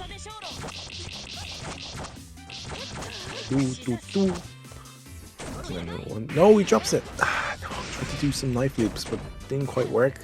Yeah, 2-3-6A whiff, just do it again. And there we go, catching his jump out with that 5B. Very, very nice from Mocha there. And Mocha trying to keep him in the corner with that JC, barely whiff punishing that button with the 6B there. Robo managing to find that standing shield once again. Trading with DP, but using that JC to just cover that airspace pretty effectively. As the approaching JBs. Nice counter hit. The bursts. There you go. Nice. Not much damage, but at least getting Mocha off of him. Using that JB. Managing to push him to the corner, but Mocha's not afraid to just kind of like push his way out, but Robo finding the hit there. I think he's going for the knife loops once again. There we go, 2-2-C popping them up slightly higher, but dropping the combo and getting his heat wasted there, but at least he had the health. Yeah, Robo taking it to round 3 here. Yeah, go Robo. Scary freeze. Freeze might not be able to take this H-Ryugi heat. Yeah, it's true. His computer does sometimes have issues when he like alt tabs. He had this in some of the TTPs he played in before he graduated as well. Okay, nice using that 60 to reset. Again, not choosing not to do 2-3-6A there. Just trying to go for like delayed, slower options. Very interesting DP. He was half screen away from you, respectfully. Why not? We ball. He was on the other side of the screen. There's no reason to DP there. Come on. Why not? Come on. For the love of the game. The love of the game, I suppose. There we go, nice finding that hit, getting a little bit of wrecker, not choosing the meter to extend there, but I don't think he was confident he had the right Because it down. kills anyway. Let's go. Game 2 to Robo. There we go, 2 games to Robo. Still first to 3, so Mocha could have the reverse 3-0 in him, but Robo is doing really, really good here. It's definitely an upset. Definitely the up-and-comer from the EU scene lately. He's doing very, very well. Nice 2-3-6A. Catching him with the low, but not hit confirming those jabs. Managing to catch the end of the raw bunker there. Oh my god, Ryogi is almost dead. Whoa. Yeah, this character does a lot of damage with very few hits as well. And Ryogi has low health. Nice! DK, let's go. Boom. What's going to do? Moko kind of just handed that setup back to him. He messed up the auto combo there, very unlucky.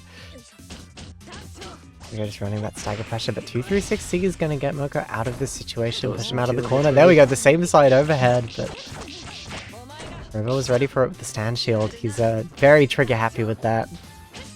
Yeah, Starling said, why isn't Reyes pressing jumping punters? And I think the answer to that is Robo has been on point with catching them with stand shield. Yeah, he's really been using stand shield. They're trying to swing into knife toss there. There we go, Robo expecting that DP, and Moko just pressing there, managing to catch his pressing timing. Immediately got him in the corner, baiting that high shield. I'm pretty sure that's unshieldable as well. That might be. I don't know. It's H shield, reads his chargeable air buttons. That is a good point. Oh, there we go. Another one. Again. Yeah, Robo has a lot of meter as well if he wants to 2DC, but I think he'll go for a simpler conversion here. Yep, very nice. Just trying to run up there, but air throw ender is not good on this character. It is not, no. I think he tried to do run up grab and then got mashed out of it. Interesting choice to press at that range. He's really gambling here. There we go once again, just using that charged one. Playing it safe. There we go. 2-3-6-C going straight through. Barely doesn't kill, but this is a mix-up situation. Yep. Cross-up throw. Nice. Okay. Robo gambling shield. Moko putting his first round on the board there. This might be the makings of a reverse 3-0 if he can keep it his composure. He might be found counterplaying the constant stand shields. Yeah, maybe.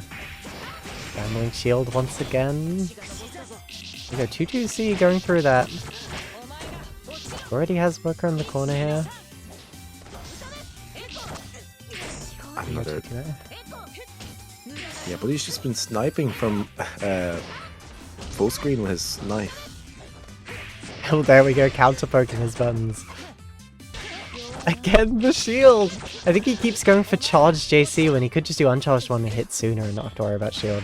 2-6-C once again going through. Robo not considering that reversal enough. He's looking for DP, but when he's slightly spaced, he's not thinking too hard about reversals. It makes sense if this character didn't have an option like that does hit from further away. Nice getting the Aether under. 2-3-6-C going straight through the 2-2-C. I think Robo thought that he had the winning situation there, doing it after the super flash, but that move has a lot of invul.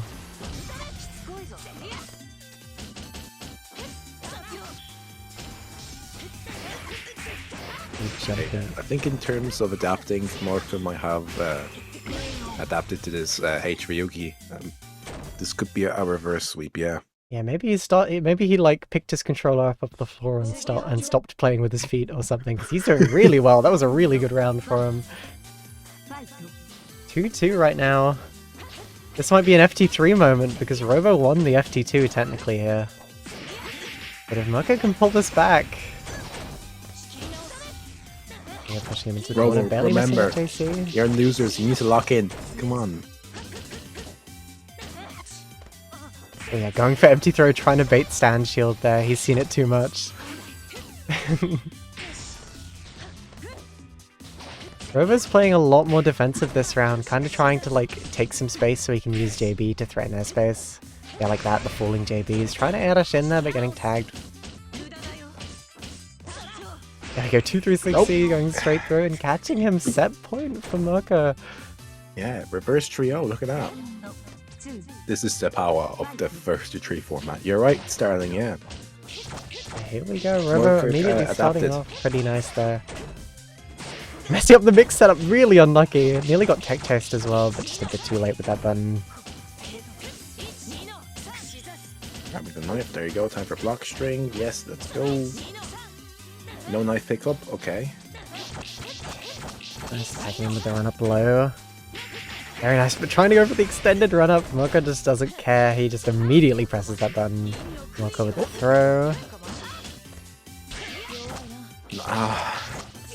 Gets hit with the thing again, but drops it. JB, but Drops again, again. not confirming that counter hit, baiting the blood heat, and has a lot of meter to spend here. Could have extended there with 236C. Counter poked with a single jab. Mogo just jumping over it and taking the pressure. There we go, the strike throw. Playing the patient game, he is a round up. Just needs one good hit. Just needs one good hit, really keeping Robo in the corner here. His guard getting low, Robo trying to jump out, no conversion. Forward tech out of corner, catching his landing, but no conversion. There is the air. Oh my god! Drops it. Okay, Robo might have it. He got the air guard break and just didn't do anything off of it. Maybe he hasn't seen that before and doesn't know how much time he has. Here we go. Robo playing for the 8 seconds on the clock. 8 seconds on the clock, both of them fishing, and there we go, the mashes. Mirko managing to pull it back. That was a very interesting drop right there. Not optimal. Yeah, I don't think I think I've seen air guard break like once before. But it is a kind of weird situation, so I don't blame him for kind of dropping it there. But that could have been really unfortunate if he didn't manage to find that 2A mash. He's lucky the knife toss didn't kill him. Yeah. Yeah. But yeah, there we go. Congratulations, Robo, for making it to 7th place. Very, very well done. He placed second in the 3U beginner bracket the other day as well. So he's doing very, very well recently. Very good, man. Good job. You've done well. Next up, we have Game Latuva versus Helixon. Helixon beat Starling in his last game, so we'll see how this goes.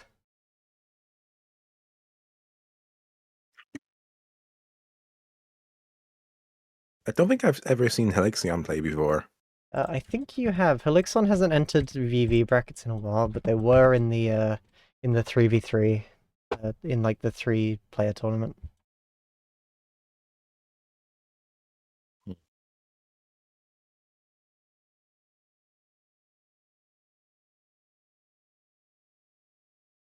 I was supposed to 236B the Earth card crush, but I think the slowdown messed with my brain.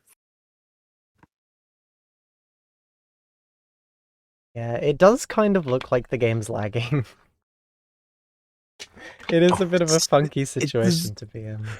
It's a strive slowdown. Yeah, it is, yeah. It's like a counter, and then the entire screen freezes for like 5 minutes.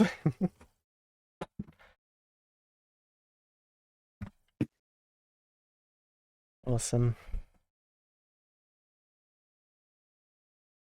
It is very warm today. Please remember to open your windows. Don't do what I do. Do as I say, not as I do.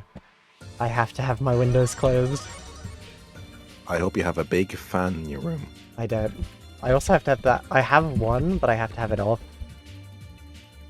Oh yeah, it makes noise, right? Fans make noise. Yeah, it makes a bunch of noise. It sounds really weird.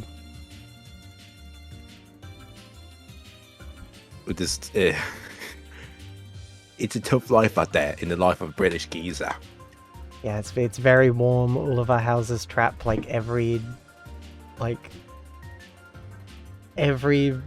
drop of heat. It's horrible. Oh, another CL. Look at that. I think it might be FCL. Yeah, Game Latuva's probably not gonna like CL very much after the game he just played in winner's side. I don't know. I think he bodied that CL. H Roa. Hello. Okay.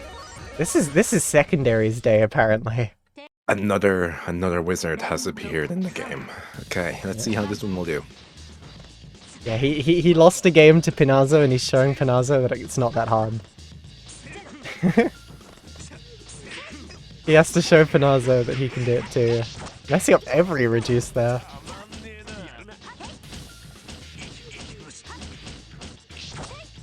Very clean block string. Yeah, just kind of fishing with JB. Catching other jump-ins as well. Good repositioning, look at that. Yeah, managing to block the low, trying to go for the throw, but Game Latuva just immediately mashing. I think he might have still been in block stung, so he wasn't able to do the throw. Yeah, there we go, J2TC just to finish it off. Very nice from Helixon there. I think everyone sees FT3 and they feel a lot more secure to try stuff like this. Yeah, 60's a very, very solid button. You can jump cancel it on block. 6C also has a charged version you can use to frame trap. It's very, very good. It's his main pressure tool, 6C. Very nice conversion off of the JT14C.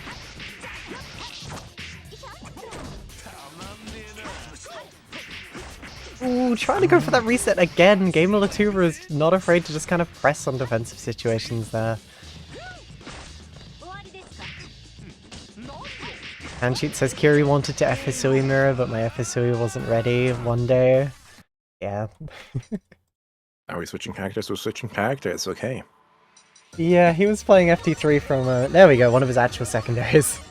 MBAACC? Okay. Yeah, MBAACC, he's played this character before to decent success. He's gone full Whimsy mode. Very nice getting the JA counter hit straight into the throw knockdown. Forward jump JC, managing to find that hit.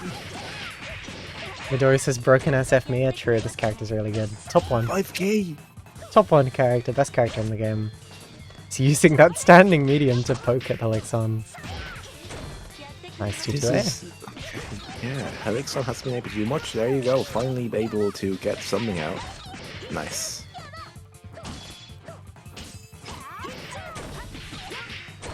Very, very nice. There we go. DP on block is an interesting choice. Helixon's playing really defensive. I think he's just scared of how fast this character can move. I think that might have been BTP, so it would have been safe on block, I think. But look at that. There you go. Gamer Latuva taking 1 round.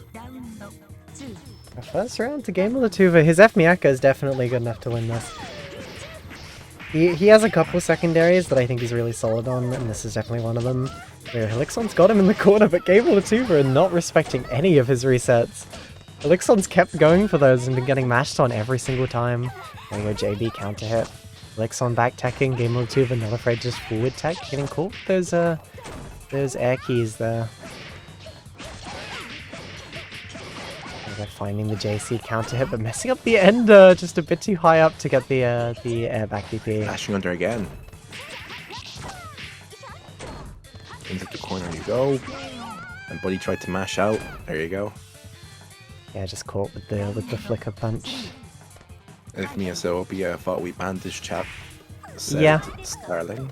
Maybe he was so tired of Helixon that he decided to play the 2 best characters in the game, H-Roa and MBAACC. We all know why MBAACC is broken, but H-Roa is like C-Roa, but with broken HP mechanics. 4.9k damage. Helixon is on half health.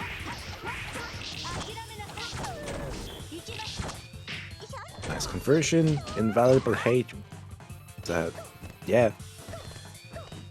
Some really strange gameplay there. Forward jump JC 3 times in a row. Helixon's brain just like turned off. A kill? Barely not. No. But he just needs 1 hit. Yeah. Catching the tech and getting the full conversion. No, but again, key for wake up, no. Yeah, he was expecting Gamer Latuva to respect him on wake up once again, but he hasn't like a single time, not at all.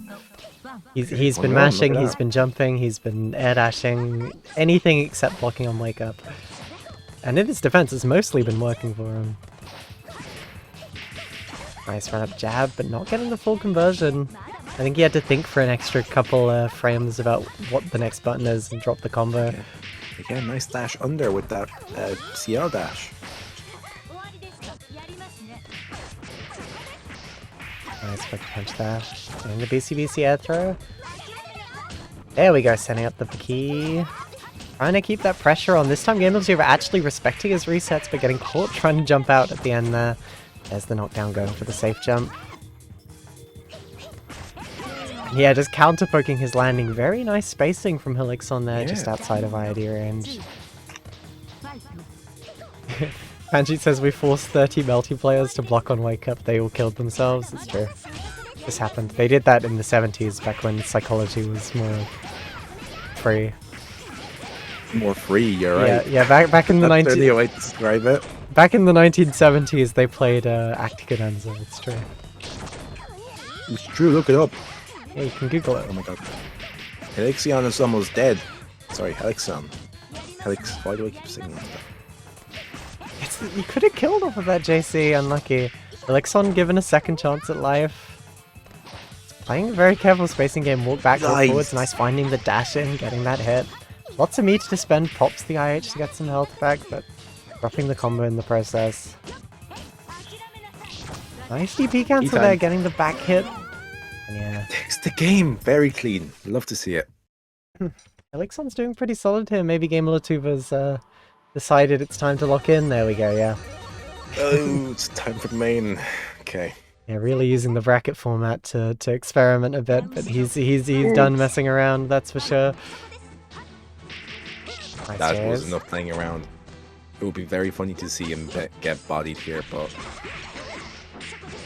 Maybe he's gotta get back into the rhythm with this character. Dropping the Kia loops in a kind of interesting way. He's a bit lower than he wants him to be. Even with the double jab at the end, that couldn't course correct. Oh, there we go. Tech into button. Helixon finding a nice opening here. Yeah, just playing it safe, playing around the spacing, but getting tagged by the length of the whip. Straight into the Kia loops as well. will they kill? Look at that. Nice. Very nice from GameLatuva there. Hitting those Was that Kia four? loops. Yeah, he did. 4 loops? He did pretty good. He can be pretty consistent sometimes. There we go, the charged 5C getting hit by the overhead. Omi was the sole survivor of the old school melty psychology from the 70s, it's true.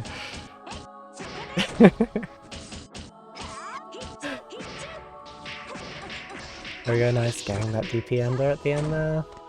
That's GameLatuva in the corner. Really using that flicker punch to just try and like counterpoke GameLatuva's stubbier buttons. But there we go, catching him with the whip. Helixon's really not ready for that. I think he's not expecting the character to have a button that reaches that far. But you do have to keep it in mind. 4.6k off those loops, not too bad. Just using that gun to keep him in the corner. Gets the counter hit, but doesn't finish it. There we go. Catching his dash forwards with his JB. You might have found the counter to CL dash. Was that JA? JA and JB? No, that was JB. Yeah. No, This I think character's the whip airbuns might are really be- good. The whip in general that counters the CL stashing pretty well, I think. Yeah, I think it does. I think CL players are pretty used to just being able to run through shit because it is a low profile dash. Keeping the pressure on with his plus frames. Straight into the kill loops as well, there we go. BC going for that dive kick ender, getting a bit more damage and a better knockdown. There you go. I just run up jab, playing it safe. The delayed jab, trying to catch a delay option. Keeping Helixon in the corner, but Helixon with the dash out, managing to punish his falling button as well. There we go, popping the IH in the skies, just playing it safe. And using that TK reset with the black keys. There we go. Using the flicker loops and taking it to set point for Helixon. Wow, okay, maybe Helixon still has a chance. Let's go. Yeah, GameLatuva might have fumbled a bit here playing his secondaries. Helixon showing he can compete with his F Shion if needs be. There we go, the JA counter hit. DP EX Nice. cancel, he's really just willing to gamble while he has meter like that. I guess keeping himself out of max mode while he doesn't need it. Nice right up throw. Yeah, just playing that stagger game. Helixon with the EX guards though, pushing him out. The very end of the active frames of DP, very unlucky. Gets the run up throw, trying to bait some options with that air dash. Helixon being very respectful here, getting caught by the throw, but misses the throw there. Contrary to popular belief, it is not minus on whip, but Helixon dropping the conversion. GameLatuva getting the restand combo. Straight into the kill loops. But dropping them, really unlucky. But the TP catches it. There you go. Someone has to take this. Who's going to take it? Yeah, taking it to double Luigi here. Both on set point. Helixon gambling a bit with that knife there, but too far for the proper conversion. Really unlucky. Just a dash there would have done it. Kind of funky button to get a raw hit of, and he didn't know what to do with it. Everyone's dropping their combos today. TK black keys, trying to keep the pressure on, using it again, just trying to control space. They're really just like scrapping. Helixon just needs 1 or 2 good hits here. Maybe a few pokes and a good hit will do it. There we go, gets the flicker low, but doesn't finish the OTG combo. Very unlucky. GameLatuva punishing him for trying. dropping the Kyalips. No one can combo. Tagged with the low. This might be the cursed stage of no combos. They're all fumbling, but tries to mash to A, but Gamer2 are falling over it. That was close. Oh, no. Both of them, like, fumbling their combos at the end there. I have no idea what that final round was. But Gamer2 are managing to take it over Helixon, knocking Helixon out of the tournament at 7th place. Very well done. Unfortunate Helixon, that was a good showing of the FCL. Very well done. GG's, you play CL. Helixon asking, why do you hate me so much? To which he responds, you play CL. Yep. I think he is a CL hater, especially after having to fight Redhead Prince. But yeah, he's moved up. Next up, we'll have Redhead Prince versus Mocha. You got to see FCL, now you get to see CCL. Yeah, this is a CL-dominated bracket, and I am not sad about it. Believe me. Oh yeah, we had FPCL as well. I don't think we had any other CL variants on stream. Yeah, I don't think there were any other multiversal CLs showing up. There was an HCL who played in the beginner brackets, but I actually don't know if they play the game anymore. People come, people go, you know how it is with the beginner brackets.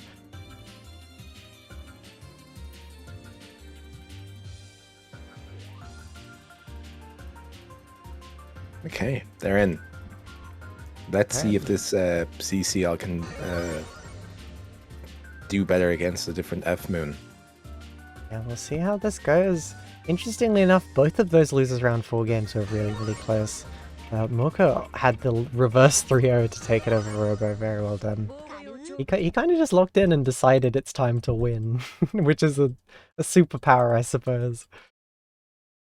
Jazz says she's quite fond of CL, it's true. Yeah, I'm quite fond of this CL fellow. And it says first time throw has ever been minus on whiff. It's true. Your Red Effort's stalling, barely managing to backdash that button. Nice JC, getting the back head of it.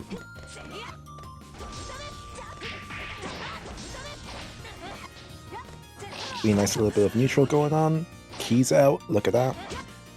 Nice run under from Redhead Prince there, putting Mocha in the corner. They're just using that, trying to keep that pressure on with the charge 2 on for A. Getting the air throw under, but Mocha just doesn't care. Immediately 236C out of the corner. Nice hitting him with the overhead, but not converting off of it. Yeah, just trying to use those buttons to keep him in the corner. Nice jump, baiting that attempted shield to catch his JC. I think Robo conditioned Mocha into being very careful with his like jumping buttons. No, wait. But never mind, he can combo off of it. Blocks it. No. Yeah, Redhead Prince kind of messed up a bunch of combos there. At least got one hit, but yeah, just DP catching his attempt to bait it. A very big hitbox. People tend to forget that Rias has a DP because they don't get hit by it, and then they do get hit by it. Yeah, it also just hits very, like, favorably above them. Lots of characters have reversals that don't hit above them very well. So some characters will try and bait others' reversals by jumping, but that is not the right option there. Maybe Redhead Prince was looking for 236C and got DP'd. Trying to bait one reversal and gets tagged with the other. Interesting clash with the 4B there. Tries to bunker out, but yeah, Mocha just taking the first game pretty dominantly there. Redhead Prince dropping a few more combos than he probably wanted, but overall, Mocha just pushing his pressure further than Redhead Prince is, winning more neutral interactions. Interesting, reflecting the keys. I didn't even know this character could do that. Oh yeah, because Rias can reflect projectiles with her 6C, I believe. Very interesting 2GB there. I think it's a misinput. There we go, catching the shield with the delayed JC. I wouldn't like to see more of that versus Robo just delaying the buttons using uncharged JC to make it hard to shield.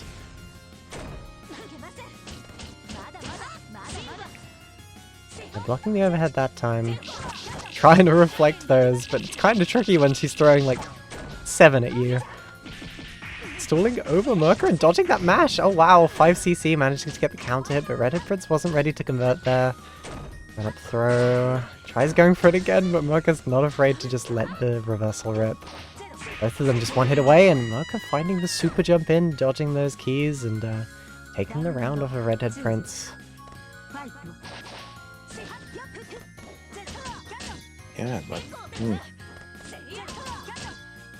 Game Relativa said I forgot the 2 most hated characters in EU are H-Row and F Miyako.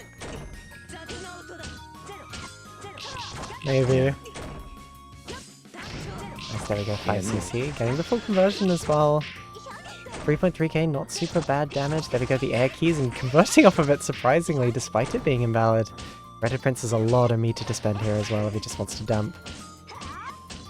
But no, she says not to. Very nice shield from Merca there. QTB and DP. yeah, and Nice. chasing the tech as well with the JV. Very, very nice. Look at that. Boss Cake says this tourney's missing a Nero, just one. Should we unban Homu for it? Webb is in the mountains right now getting attacked by grizzly bears. Just this once, the run back of Homu. Well, we could just put Ignis in. Ignis has a pocket scenario. There we go, nice jump over, not the back best hit scenario. JC. Getting out of the corner and catching Redhead Prince trying to do some wake up there. There's the blood heat. Getting a lot of health back and presenting some threatening options as well. Just making block forever with 6C. It's the guard break. Guard break. Does this kill? Oh, it's time. Yeah. Yes. Another arc drive to finish it off. 2 points up for Mocha right now. Definitely Oh, not it would have out. been funny. It would have been funny if he did the guard break with arc drive. Then there would have been the funny no scaling on the second hit of arc drive. Oh yeah, true. That would have been funny. That would have been funny. Missed opportunity. Yeah, it's fine. He didn't exactly need the damage. He didn't know, but it would have been funny though. That's what I'm saying. Why is Redhead Prince losing lock-in, says Game Latua. Mocha's on like a roll today. Nice, using that 4C to catch him jumping out. Trying to keep him pinned down with the thing, waiting just to see if he DPs or does 236C. There we go, nice run up 2A punish. Catching his landing there. There's the same side. That is not real mix, please. That was kind of nice though. It was kind of nice. Yeah, it was kind of nice. The mix there, by the way, is empty land 2A or air dash back JC. But like, you can kind of react to both. If you're unsure, block for the empty land and then try and react to the air dash back.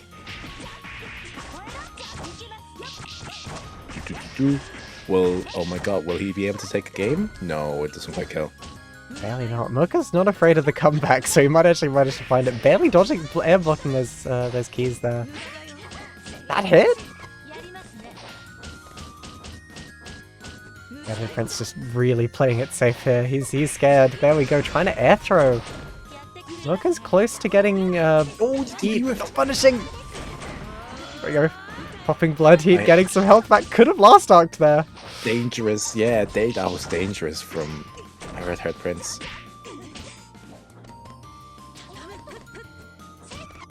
Another last arc opportunity for Mocha. I was holding my breath. No, and yeah, there you go, confirms it.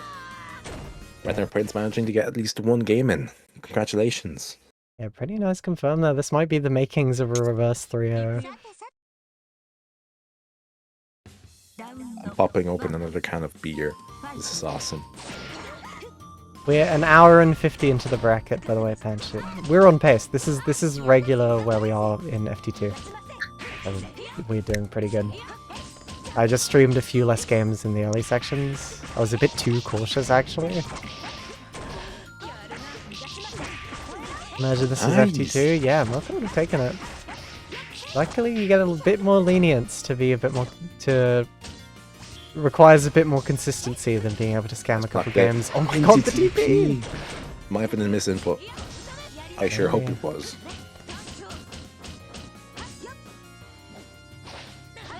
JC, nice whiff punch from Redhead Prince, letting that JC whiff and then just running in and managing to get that hit. Not finishing the combo there. Just needs one good hit. Playing it safe on defense and run up 2A will give him that round. Very, very nice. Also, thank you so much for the bits, Vox. Very much so appreciated. 16 bits. 16 bits. You love to see it. Very much so appreciated. Oh my god, Kimone 3B. Actually managing to anti-air as well with the counter hit. Yeah, nice. Reminds me of the funny meme. 64 bits, 32 bits, 16 bits, 8 bits, 4 bits. 1 bit, half bit. He's playing Fireball Uppercut right now. This is some Guile gameplay. Redhead Prince is on Street Fighter. Nice catching him with the charged A keys. Lucky. Okay. He did get a decent amount of health back. He can threaten last arc here as well. There was a couple opportunities he really could have gone for it, but... Yeah, he's not really wanting to go for that. Will it kill? Yes. Okay, game 2. Look at that. Might be a reverse trio here for Mr. Red-Haired Prince. Yeah, Redhead Prince has been showing off his fancy, like, TKDP routes as well. Very well done. Fetched a package from the post and came back to see a Moko match. Hell yeah. Repping Finland. Exclamation mark Finland, people. Nice getting the TKDP confirmed. There's the Ether Ender. This match is going to end up coming pretty close. 236C, getting him out of the corner here. There's the 6C. Interesting option from Redhead Prince choosing to go for 4B on Wake Up. There we go once again. Baits the DP and it politely side switches for him so he can get his corner combo. Set point for Redhead Prince right now. Set point. The last few games have been really close. All of our losers top 8 so far has been like 3-2 games. Coming really close here. 5C, 5C. It'd be a nice run up to A. DKDP. CL Dash doing it again. Yeah, doing it again. Baiting, trying to bait some options there. Managing to just catch him with the dive kick. He wasn't ready for it. Redhead Prince just one more hit away from taking this. Come on, run up, grab. You know you want to. Shield! No! Alright. Mocha's just trying to get enough meter to get some health back, yeah. Woke up blood heat. Oh, now it's in dire. Now it's dire. Oh my god! We did it finally! Okay. Double Luigi Mocha finally managing to get that blood heat. He saw an opportunity for it and he went for it. Finally. It only took like 5 times. Nice air throw. This is close. Double Luigi, both of them on set point, really fighting for this final round. Mashes though, okay. Nice 260 confirm. Catches it into a mix. Nice. Ooh, Another one. It's over. And there you go. Head Prince pulling it back. If that was FT2, Mirko would have won that. Another really close set in this top 8. So far, losers side top 8 has been all 3-2s final round. Kind of scary for everyone involved, I suppose. Reverse trio sweep. If this was FT2, then Red Hair Prince would have won, but this isn't. And therefore, we get CCL in top 4. Hell yeah, CL making it to top 4. It's a good day for CL with Helixon coming in 7th and Redhead Prince making it to top 4. Congratulations, Mirko, for making it all the way to 5th place. Very well done. Mirko's been one of those players who's been consistently placing really, really high in these brackets. Definitely a contender for one of the better intermediate players in the region. Very well done.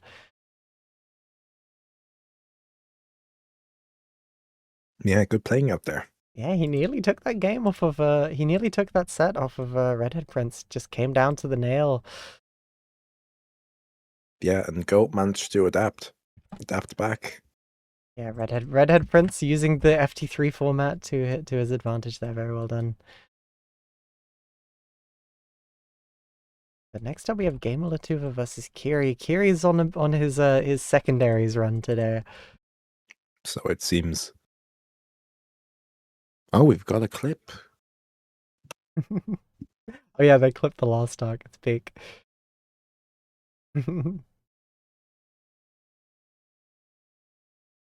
Yeah, winners were a wash, 3-0, 3-0, and losers is all like 3-2s. Yeah, like losers is where it's serious, you know, it's where you get knocked out. Yeah, this is compensating for like this is compensating for how many 3-0s there were at the start of this tournament. It's like the universe balancing itself. Yeah, no. Have you ever played Multi Bloods with nothing on the line? Yeah, exactly. These people are like fighting for their lives for nothing at the expense of nothing. There's so much joy in the world. Yeah, Kiri Is Kitty asleep? Did Kiri just go? We'll wait a couple minutes and then Kitty's online. see what's up. Okay, they're on CSS. Awesome. Okay. He was just stretching. Pre-bracket stretches, very important for your fingers. Oh my god, wow. Oh my god, thank you, Yuragi, for the 10 gifted subs. Very much so appreciated. It really helps the stream keep up. I've been recently, all of that gifted sub stuff is going to like streaming equipment for in-person stuff.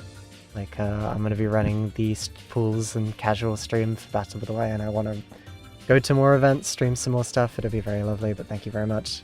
Very much so appreciated. The support means a lot to me, so thank you.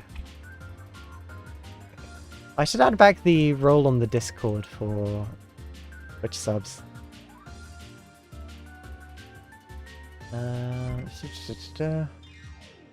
Game I'm considering running a bracket with a prize pool at some point. I think it might be fun. Ooh. Multiplayers hear prize pool and they realize, wait a minute, you can make money playing the video game? Prize pool might be fun or dire. It depends. The thing Webb did with the prize pool for the beginner bracket is definitely a bad idea. It was dire, yeah. That's like definitely a bad idea, but for just like an open registration bracket, I think it'll be fine. Especially since the people who have connection issues don't really enter brackets anymore. Because they know they have connection issues. Okay, just don't tell the connection issues people when you're doing the prize pool. Yuragi says, I'm a sign up just to lose my match. Hell yeah. Hell yeah, me too. Mataphilian says, whoa, joined at such a cool time. Hell yeah. Whoa, F-Alco? F-Alco trolling, wow. I just go for air throw. Kira really gambling there. Here we go, Gamer2 was showing off his second secondary character. His F-Alco that he's been working on a bit recently. Nice getting that JC hit. Lots of backdashes. Trying to check that jump in with a 5A, but that 5A is not the best, most consistent anti-air in the world. I like this Alco color because it's orange. Yeah, it's the first player ever to play the Alco color that isn't just the one with the black shirt. Now we have the white shirt. It's kind of cool color. That's my commentary for you. Yeah, I like the orange trousers. I do like them. More people should wear orange jeans. Yeah, just baiting that DP gamer to a bit too trigger happy there. More people should wear more orange because orange is cool. I won't get into it. Nice, gets hit by the Neko. Sai says I'll 0-2 but with soul. True. Nice. The famous name Gamer2 sticking out here to the Zoner strategy of setting orbs and using jump C as much as possible. Yeah, he's been studying Alex VODs where he's very obviously trolling. Nice. No, I wouldn't say he's been studying enough. There hasn't been enough backdashes yet. Oh yeah, true. He hasn't done 3 backdashes in a row. If he has the commentary unmuted, you might want to try that. It works for Alex. It's a very consistent strategy for him. Gamer 2 is taking it back to character select. He might make the same mistake again. Okay, switching to his other secondary. If Miyako. It's a secondaries day for everyone, it seems. They're playing around and having fun. Robo says hotspot only bracket when people decide that having fun is optional when playing this game. We can try it. Battle, by the way. We can try it at battle, by the way. Come to battle, by the way, for the hotspot bracket. But we're in person. We don't need to use the internet. It'll be fun here. I guess we can stream from hotspot. I guess you can try and play net play from the venue. Using hotspot. We could do that on stream, yeah. You could try and play from the venue on like hotspot. And we'll stream that. Bloody! Yeah, this is a bit of a wash, I think. Everyone's gone secondary mode today, it seems. You think Gamer would learn his lesson after nearly losing to Helixon for picking his secondaries. Nope, we stay gaming here. Like a gamer. Kind of pulling this back, but both of them just need one hit. C-Mac is definitely the better character at finding that hit, and there we go, Kiri just mashing, knowing he's going for those stackers after he did them so many times. Anjit says, someone pay for my flight and I'll go to battle for the way.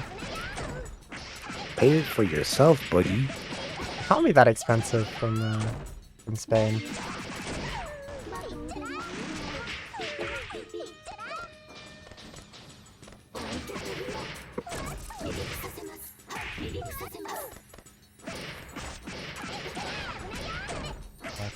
Sweet combo. Basic Miyako stuff going on. Anjit says I must save money.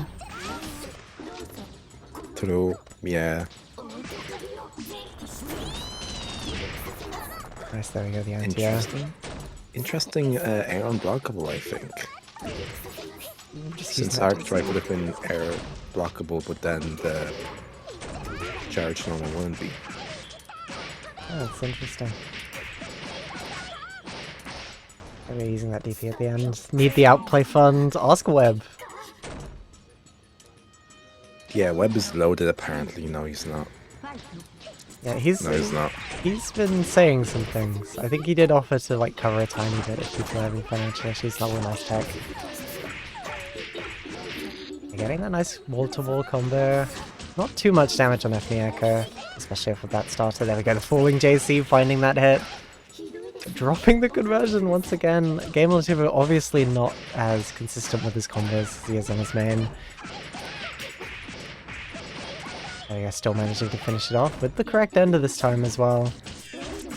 Baiting that bunker. Kiri does like to let bunker rock a lot on defense, but anyone who's doing stagger pressure will probably just automatically beat it with their delay timing. There we go, Gamer tying it to 1-1.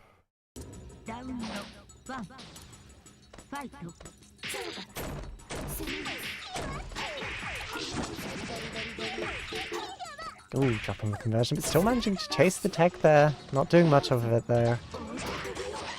He's covering the airspace with Neko. A back hit on the hammer as well. Yeah, it's crazy. I Again, can't believe she has some sauce. Fumbling the combo once again there. Look at this Miyako damage, by the way. 5.3k. Getting out of the corner with heat. Crazy normal Miyako. Raw air throw really just like hard calling out that jump out of corner from Gamer Latuva. Definitely on the side of players who prefer not to block than to block. Oh, nice anti-air. Like leaning towards that kind of preference. There you go, getting the proper knockdown. Running the stagger pressure and Kiri mostly respecting it but finding the opportunity to mash. Both of them just whiffing buttons at each other but catching the backdash towards him.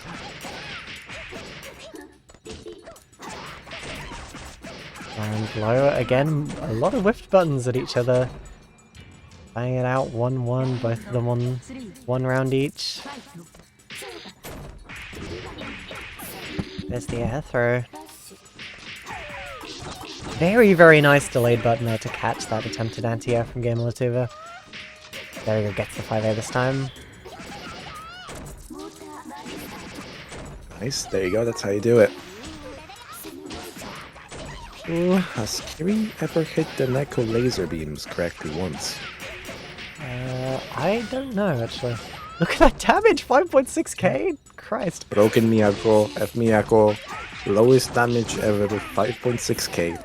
It's true. That's like the least optimal if Miyako Nice. from there. There we go. Neko Rocket catching the landing and managing to get combo of it. Nice. Taking game 2 back to character select we go. Yeah, Game 2 is doing the same thing again. I think he's using FT3 just as an excuse to play his secondaries. But here we go. Kiri's C Nekomech versus Game 2's main F-Shion. Nice getting the restand combo. It's the left right, but choosing not to do anything off of it, possibly expecting Kiri to just bunker out. There you go, manages to hit the Neko lasers. Good. Into weak combo. Nice, getting that JB counter hit, throwing Kiri in the corner. There's the gunshot anti-air. Straight into the X dive kick as well. Carrying him slowly. Kiri not getting the final reduce there. Yeah, 4 out of 5. Oh my gosh, the gunshots. And there we go, IDJB. Yeah, Catching his attempt to anti-air. Game 2 are just switching to his main and seemingly steamrolling here unless Kiri can adapt back. The Neko coming in clutch, giving him the tech chase afterwards as well. Really nice from Kiri. There we go, baiting the DP, but not super sure how to punish, I don't think. Resting back in the corner, and the tech chase once again. Getting J-Aid, unlucky. There's only one, okay, 1, 2, 3, 4, 5. Got all of them, nice. Yeah, he made up for it that time. Probably could have converted there if he was, if he knew what kind of hit he got. There we go, the run up 5A. Straight into the Kya loops as well. It's looking pretty good for Game 2 straight away. Going into corner. Going for that overhead, but getting hit. They're just popping heat. Catching a landing around as well, nice. Oh, for the kill. No. Okay. Weird. Huh. DP. The hammer bit out the DP. Okay, interesting. Okay. Set point for Kiri. Let's see if he'll be able to take it. There we go, using the charge DCs, but messing up the end of the route. Nice DP. Getting the anti-air with the 5B as well. And spending that meter to take him to the corner. He's in max mode, might as well. Has a bit more meter to spend as well. There's gunshot. Using that dive kick. Game 2 was a bit more familiar with what this character does now, and it's just using it to steamroll around the options Kiri is going for. Nice. There we go, 2-2. Will we continue with Nekomech? Yes. Yeah, I think Kiri's committed to the Nekomech for the rest of the bracket. Anyone's game here. No mains. No mains allowed in this bracket, apparently. Hematophilian cheering on Game 2. Swinging that JC. There's the Neko, but immediate overhead and doesn't even know what to do off of it. Could have got a full combo there if he was a bit on point. But I think he misinput and then just kind of panicked. No 2B managed to catch Game 2 jumping out. Oh, the IAD air throw! What a cool out! Game 2 was a bit trigger happy with the jumps out of corner. There we go, doing it again if Kiri went for another option that baits it. He's been a bit predictable with those throughout this set. Let's grab. Just pushing him off. Neko Eyes, and there's another one. Gone just far. Can't do Neko Eyes from that far. Might have been able to run up punish because of the reload. But I don't think Kiri was looking at the resources too hard. There we go, catching him with the 2B. Back on set point for Kiri here. Maybe, just maybe. See, Nekomech might be better than F-Shion? Question mark? We'll see. Is this how you determine tier lists? Just you see one character beat another and it's like, yep. Yep, that's how it works. That's how it works. If one character beats another, they must be better. Yeah, that's how it works. Literally, because if they weren't better, then we would have lost. Yeah, exactly. Game 2 were kind of fumbling there. Nice getting the air shield. Playing it safe, but Game 2 were making his DP save. There we go, just punishing with the 2A. Watching Game 2 trying to reset the jump out of corner once again, and Kiri just covering the ground and getting the punish as well, even after the arc drive. Nice gun. Neko Eyes is really not working for him. Yeah, nice choosing the block. Yes, okay, whiffing the grab. Cutie. Ooh! Go. Okay. Look at that. Kiri just using the archetype there to finish it off. Game was even not sure what to do, swinging into it with 2A. Very unlucky. Congratulations, Game Latuva, for making it to 5th place. He may have made the same mistake again, playing his secondaries when he didn't need to. But here we go. Kiri moving on to top 4.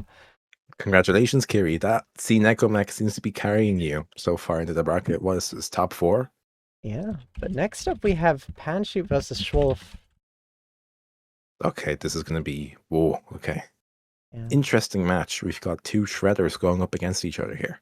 Now, I typically do losers semifinals first, but because the entire bracket is first to 3, my justification of putting the first to 3 bits together doesn't make sense. So we might as well do winners finals. Yeah, they've been waiting around for a little while. Let's let them play. They have. Before their bones succumb to atrophy. Yeah, they haven't moved their fingers from the controller the entire time, and they're just withering away. Let's see. We're on good time, by the way.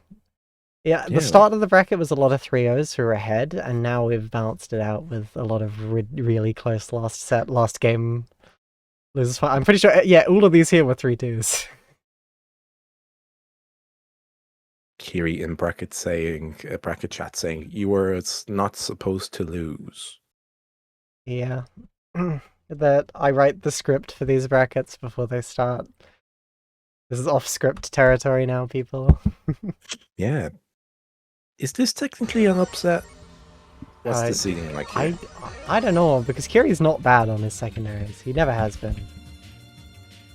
Like even though he picked up this character recently, when he picked up his Hisui, he still was doing really well even when he just started on that character. I mean, Kiri was seeded to 2 and Gamer 4, so technically by bracket seeding standards, it wasn't an upset, but character matchup wise, it kind of was. Yeah, because really Gamer Latuva should beat his secondary, but Kiri is also just cracked. You do have to remember the cracked factor. He is just crazy good at the game. Kiri is awesome and cool on the go. Yeah, he's good at the game. What else can I say? He's better at the game than Gamer Latuva. He outgamered the gamer. In a way. Indeed. Does that make him the most gamer? Think about it. I mean, okay. I guess we can say that Kiri is at least one gamer. That's true. Are we doing like the made up player unit scaling stuff?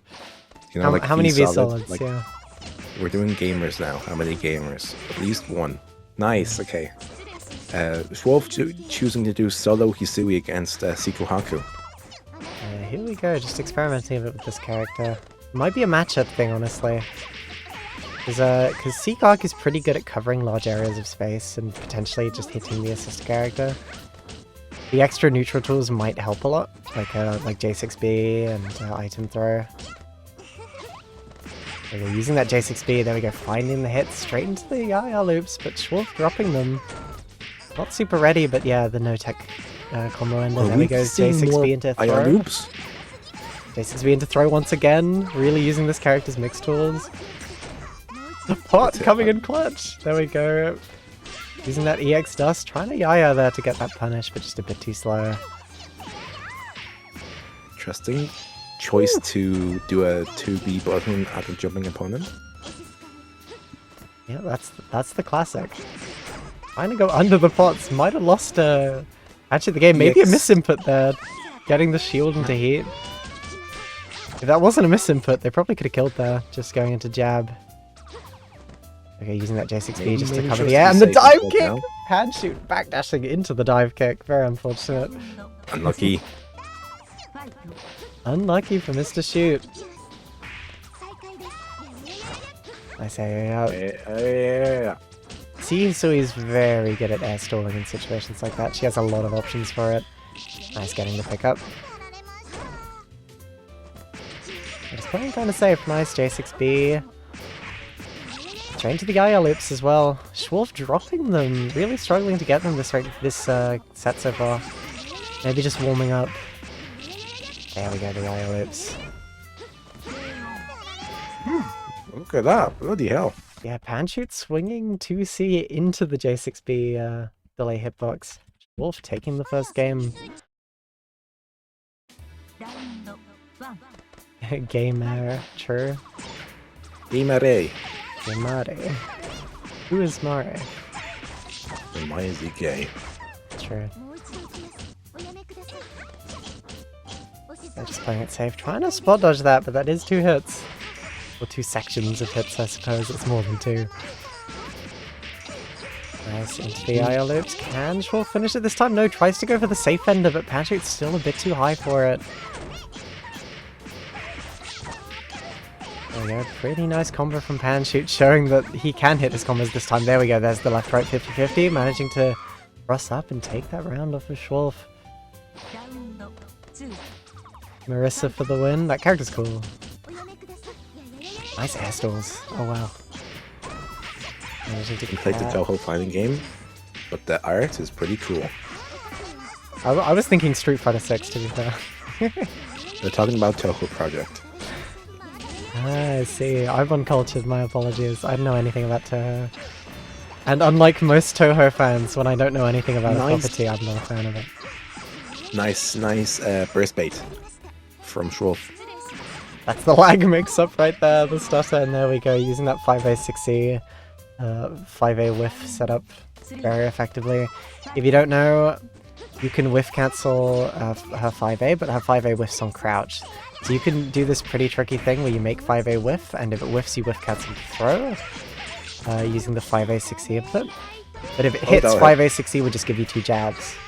So if they stand or do a button that makes them stand, you'll just hit them with 2 jabs, and if they don't, you'll throw them by whiff cancelling. It's very strong. Catches the landing as well. Oh my god.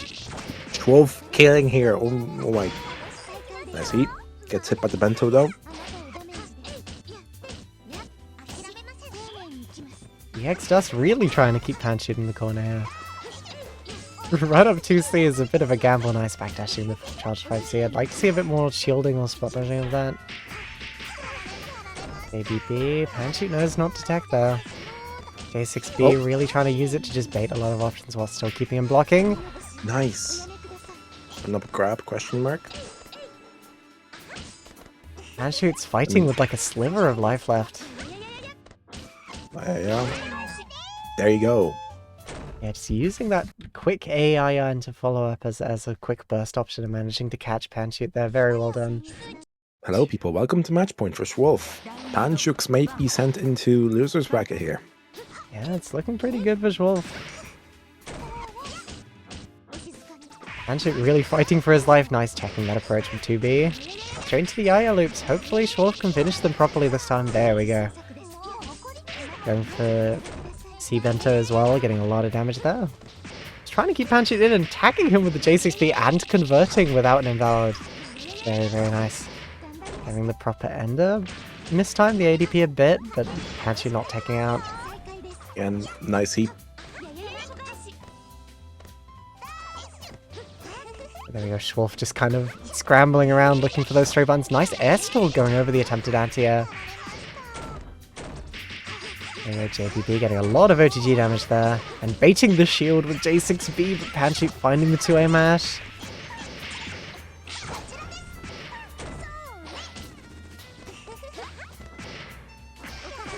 Might be over. There we go. Wow. Already on set point for Schwolf here. This is a bit of a blowout for Panshoot. Can anyone defeat this Schwolf? Schwolf might take the bracket of this way. Bloody hell. Yeah, they're doing really, really well. Look at the stagger pressure as well, trying to keep Panshoot stuck in the corner. Yeah, Panshoot got a combo of his own there, but dropping it had a lot of meter to spend. Straight into the command grab there, but not hitting the clean hit. What do you mean clean hit? Like if you get the timing right, you hit the right hitbox. There we go. 2d6C, just to finish Into it off. plant time. Ooh! Poison plant. Baiting the heat, but not really doing much of it. I don't think he was expecting the heat at that timing. Nice stuff from Schwarf though into the Yaya loops and getting the proper ender as well. Going for some funky setup there. There we go. 4. Oh. Okay, and I guess 4 Yaya loops into dust, which beats out whatever button Kako was doing there. Yeah, if you do Nice. 4 Yaya loops into dust, it actually like blows up your opponent's computer. Would have guessed. Yeah. Anyways, congratulations to Schwolf. Yeah, Schwolf making it to grand finals winners side. That was a pretty dominant game. Panshoot kind of just getting ran over. Very well done. Knocking Panshoot into losers. But next up in losers side, we have Kiri versus Redhead Prince. But I'm going to piss, so I'll be back in a sec. Alright. Beep boop.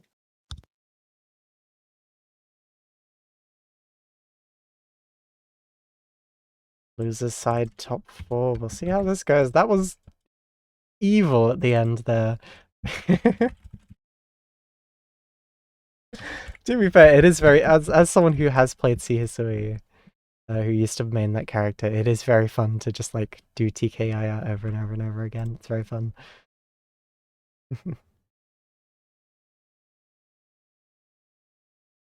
Panshoot says slightly salty, it lagged 30 times on my offense, but I would have lost anyways. Yeah, it happens.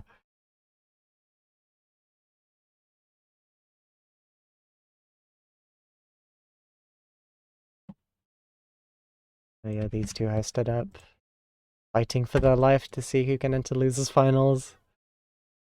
On the path to Schwolf.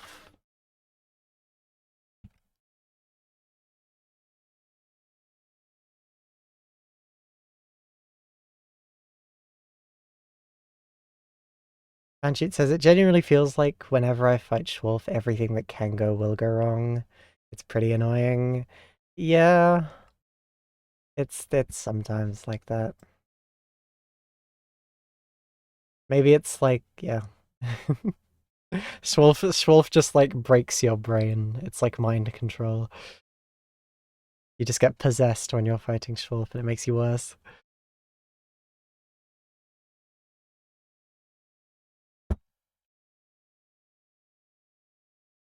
Starling says if they pick a real champ, I literally can't touch them. Yeah. And Dreamnail says it feels like whenever I fight anyone, everything that can go wrong goes wrong. Every time I'm close to winning, I fuck up a pickup, drop a combo. Yeah. It's unfortunate. It happens. It's really frustrating whenever stuff like that goes wrong as well.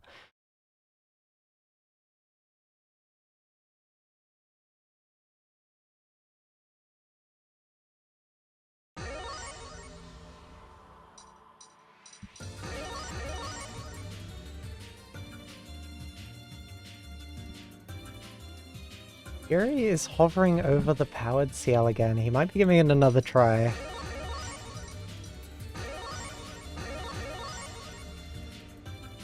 We'll see. Anyways, sending these two off. We're on very good time, it seems. Considering we only have 3 or 4 more sets to go. Best of luck to you guys.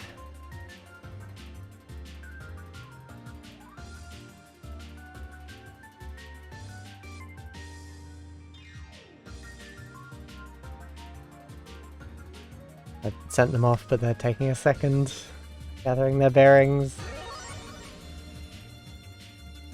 Right, oh, I'm I didn't back. sync, Oh, that's why. I might be stupid. It's fine. Ta-da! I'm just back in time for the game. Look at that. Nice. I forgot to wait for it to sync, but here we go. We're seeing some stalling from Kiri playing his HPCL. Unfortunately, air stalling will not work because CL has full screen to succeed. Yeah, it's true. I don't know what Kiri's trying. He plays this character very slowly. I think he's experimenting with air stalling more. Nice shields from Redhead Prince. Getting a lot of meter from that as well. Yeah, I think air lightning might be just be free meter on the air shield. Yeah, it can be. You can lock yourself in it, but it's pretty long total active. Nice 2 again. Here. Yeah, this is just reaction checking minigame. There we go, baiting the high shield with the empty jump into 2A. Yeah, it's pretty tricky. Again, this character has like no defense. Again, can't even hold shield because they're HMN. doing some weird key toss. I think they tried to do the anti-air key toss, but Kiri was too high for it. Yeah, interesting. Yeah. Kiri's really Kiri just stalling and playing around lightning here. Nice super jump.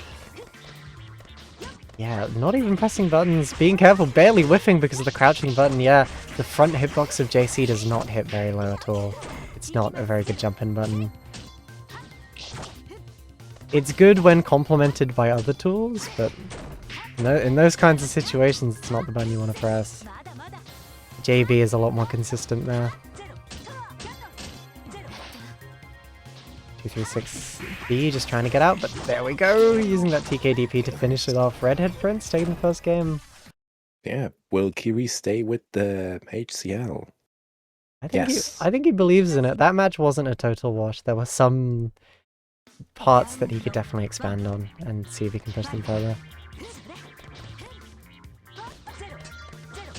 The last time he played this character earlier was a bit of like a wash. He pretty much didn't have a second to breathe. But he at least has some breathing space here to play around with, and I think he's confident he can try and figure something out. Nice 226C. Again, baiting that standing shield. Half Moon can't hold that, so it can be quite nice to just land and mix up the timing. Okay. We're just trying to stay in the air there. Nice run under from Redhead Prince, taking the center of the screen. Managing to scramble a 2A hit there. Not enough. Won't exactly kill, but needs one more hit. Or, well, no, not anymore. Ooh, do not backdash there, please. If you're gonna do anything, shield at that distance. Because they probably can't run up throw in time. They're using those keys, trying to go for Montiball and getting called out with the raw power bunker in neutral. Nice run up 2C. Here we go, Kiri just trying to air stall, find a stray hit. Doesn't have the health lead, so he is stalling for time he doesn't have. Oh no, tried to do the funny mix, the funny run grab. Up throw. The combos might take too long for him to actually win this game. And there we go, just finding the stray key to take it.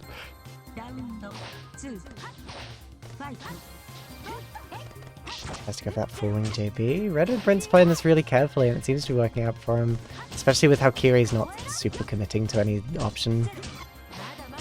There we go, going for the super jump forwards reset. 5cc. Nice wee block string. Jumps out, there you go. Redhead Prince must be feeling very confident if he chose to burst there. There we go. Yeah, both of them playing really slow here. Nice, getting the 63B anti-air. Again, just stalling with that A lightning, trying to get some stray hits. Very, very low recovery. There we go once again. Using it again. Redhead Prince just taking the hits. He doesn't care. Nice DP with 63C. He can't counter hit with that lightning because he tried to do a charged command grab jump thing that CL has. I think this is technically fireball uppercut, but I don't think anyone in their right mind would call this fireball uppercut. When the fireballs are coming from the top of the screen. There you go, Kiri managing to get around, look at that. Yeah, I think he's dead set on playing this like a zoner. Nice shields. I think Redhead Prince needs to be a tiny bit more aggressive. They might be having a zone off here. Yeah, definitely. There we go. 5cc. Getting the full combo, but dropping it. Unlucky. Managed to catch the backdash, unfortunately. What? Ooh, DP EX cancel. Yeah, kind of gambling on it and finding that hit. Redhead Prince has a lot of meter to work with, but just not blocking on wake up.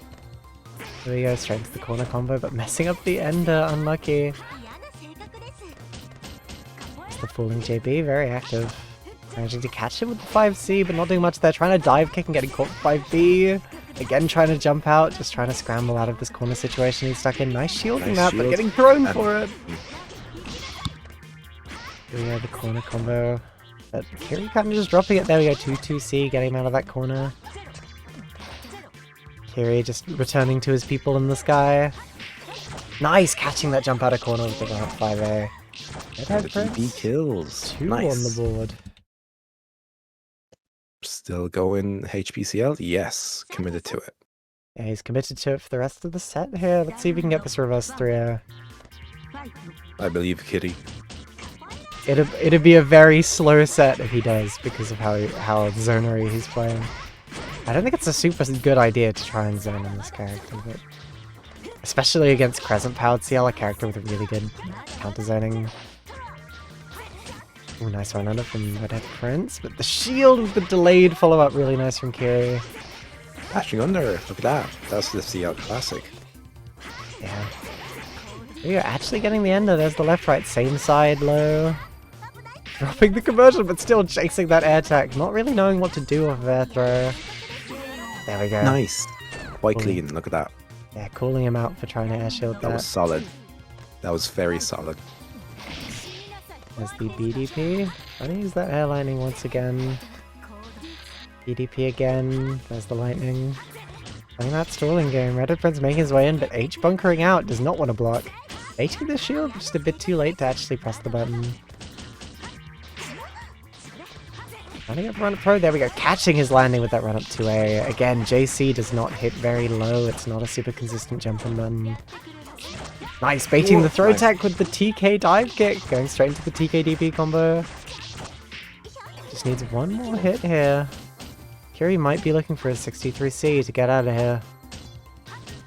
He's playing quite careful, just blocking. There's the Montable reset and the command grab. There you go. Taking it to set point in Redhead Prince's favor. Nice, nice, nice. Yeah, Kiri needs all but a round of a reverse 3-0 here to take this back. Nice H bunker. Yeah, Redhead Prince playing very aggressively now, and it's working out for him. There we go, 5cc. Using his projectiles in neutral here. Trying to go through, but that only has one hit of Clash. There we go, baiting the wake up bunker with the TK dive kick. Just needs one more hit to take this set. Combo. Trying to go for throw.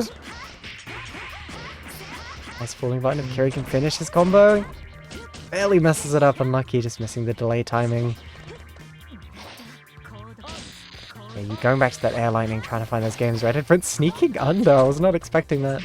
Yeah, neither was I actually. Another tech grab, wow. Yeah, no off-screen indicator in this game. Oh! Catches it with the command grab, nice. What one hell of a way to finish that off. The Monty Bull grab anti-air. Yeah. Redhead Prince doesn't usually go for that, but it turns out that it's a pretty cool thing to do when Kiri is just hovering in the air. Just grab him out the air. Yeah, very, very nice. He's Monte Bulling. You'll love to see it. But yeah, congratulations, Kiri, for making it all the way to 4th place, playing your secondaries. Very well done.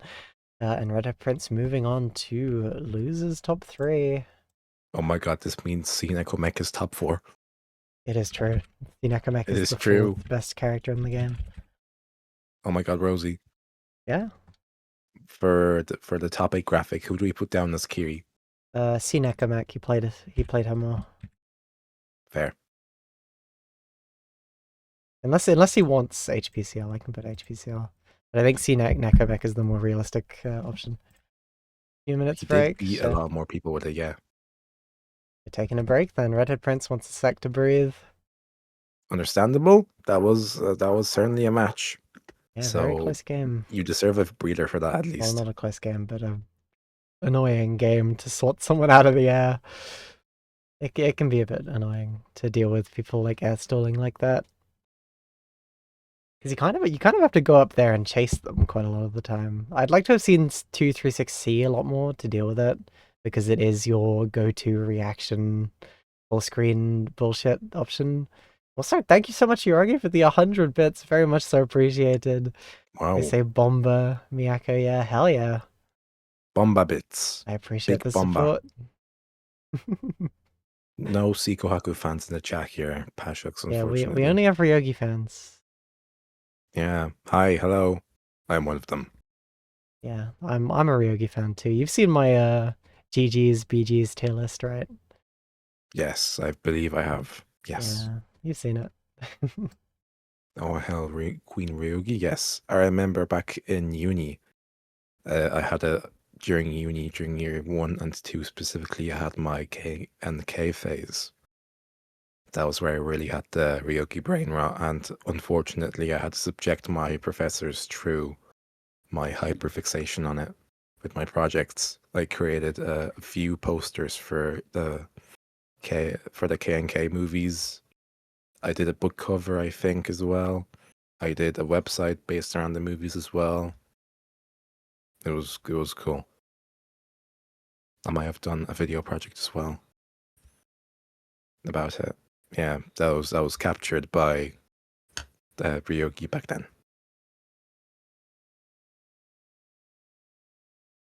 Yeah, big Ryogi. Enjoy. Pashik's in the chat. I like the part of K and K where Nasu didn't understand what weed is. Yeah. Yeah, guys, do you like super weed? Super weed.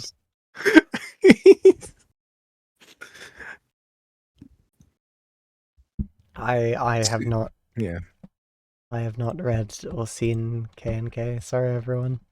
We're gonna need to. I'm gonna indoctrinate you on the movies. We gotta get you on. I'm very down for like a movie binge. Yeah, there's like, what's it? 7, technically 8, technically 9, technically 10 movies. Hell yeah, I'm down. If you can find the free time, I'm fully down. Yeah, can you find the free time? I can.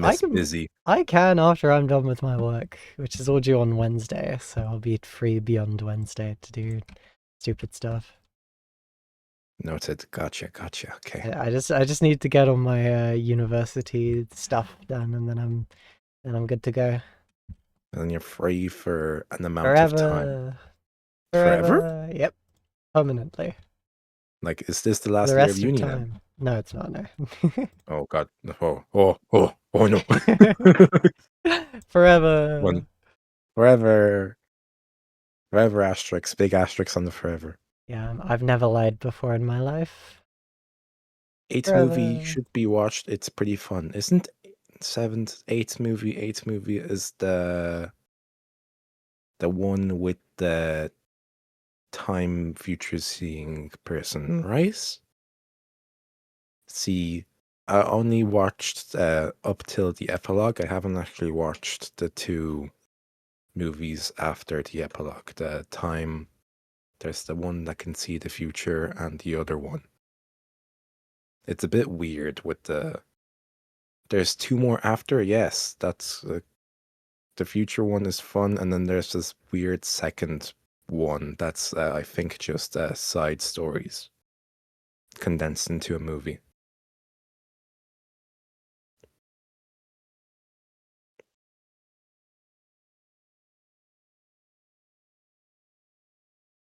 Yeah, I don't know anything about that series, so I'll have to do the deep dive at some point.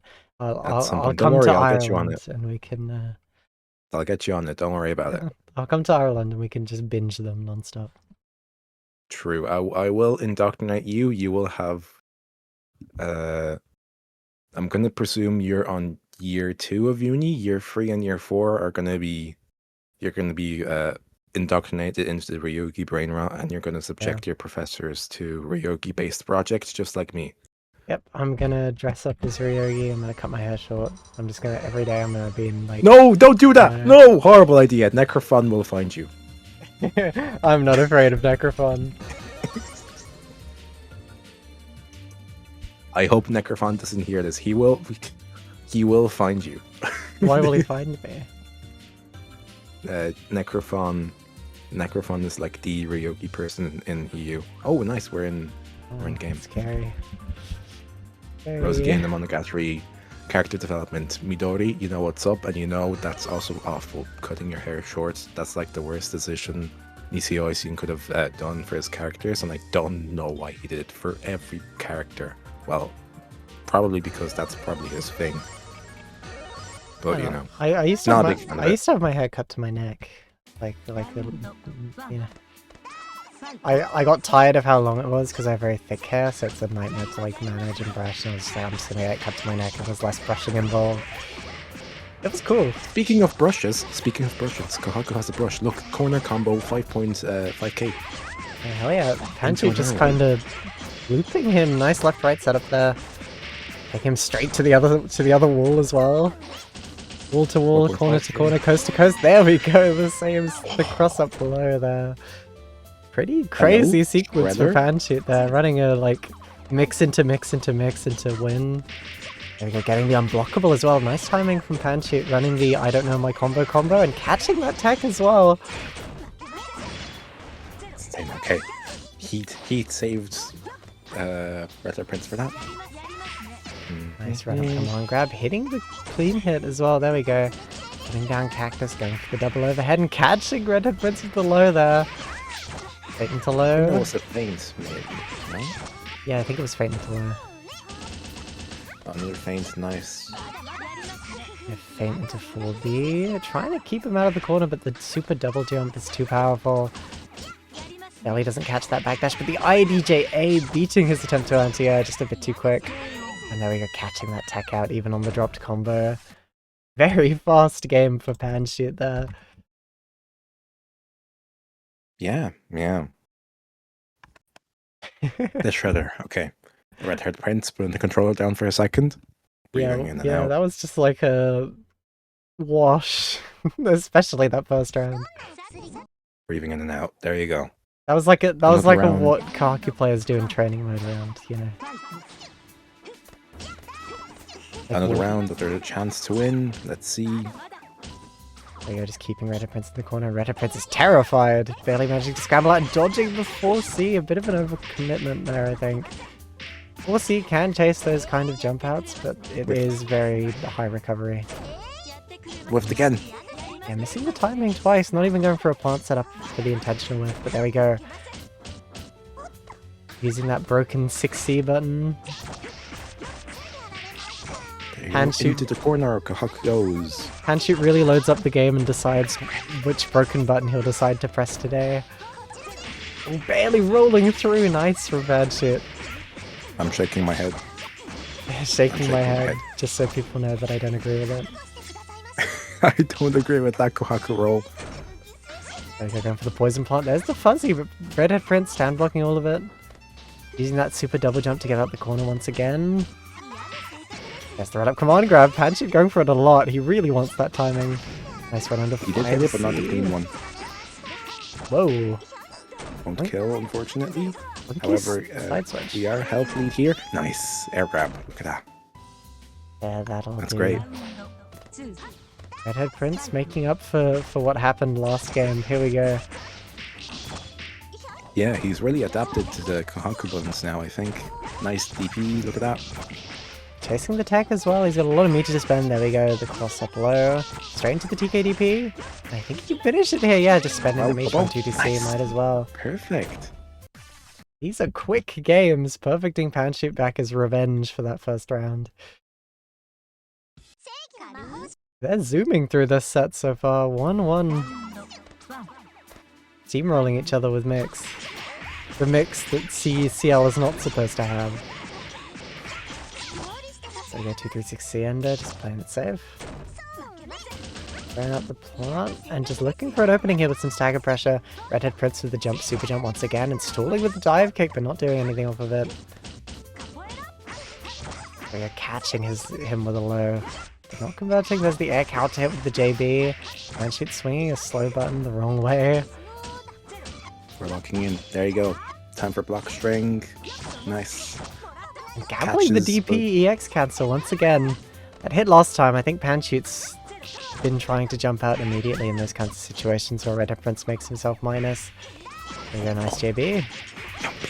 Evil. Getting the 236C OTG ender straight into plant and using it as an opportunity to safe heat, going for the empty low. Redhead Prince ready for it with the second one. The second low after the single JA. I'm shaking my head. Drops it. That's good. Oh, dangerous heat. Nice. Very dangerous, but using that 214C to get out of there and also getting most of his health back. I'm dropping the combo, but into the throw. Okay. I need to calm down a little bit. Oh, that was crazy. That was nice. Redhead Prince, if anything, plays better in the clutch. What he knows what he was doing, that was great. That was awesome. But now Kaku puts down her plant and now the game's boring. Oh. Nice hitting that mix. Full combo in the corner here. Ooh, but messing up the IAD, really unlucky. Gets the rising JB instead, pressing too early. Ooh, there we go. Nice. Falling JB on the missed combo.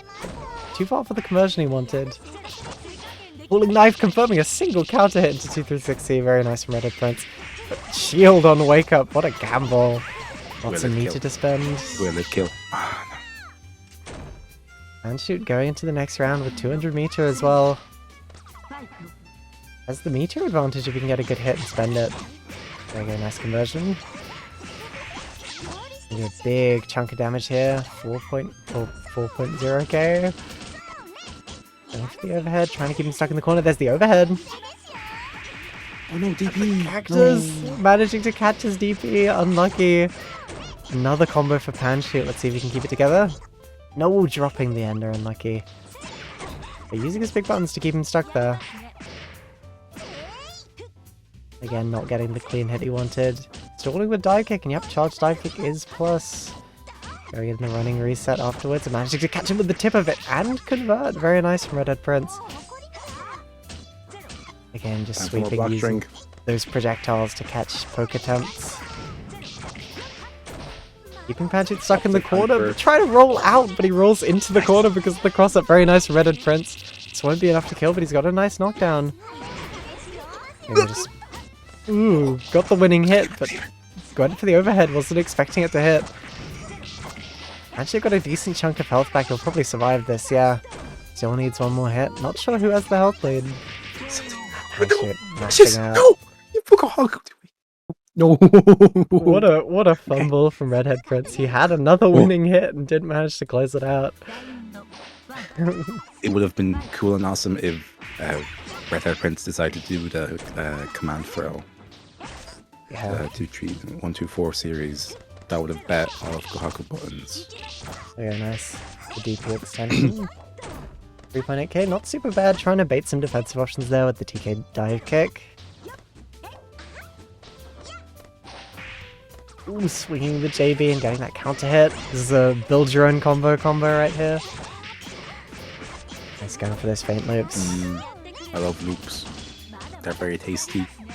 Run up command grab. Missing the thing that Panshoot does a lot of meter to play with if he just wants to force stuff. There we go.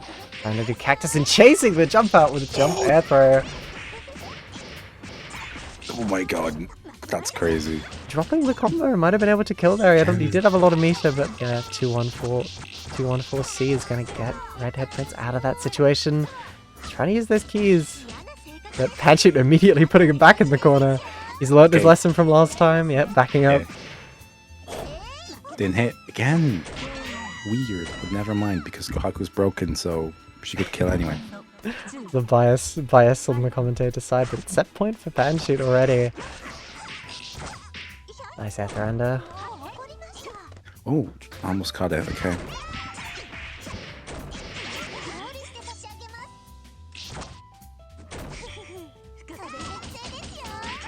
I just noticed a mistake. Oops.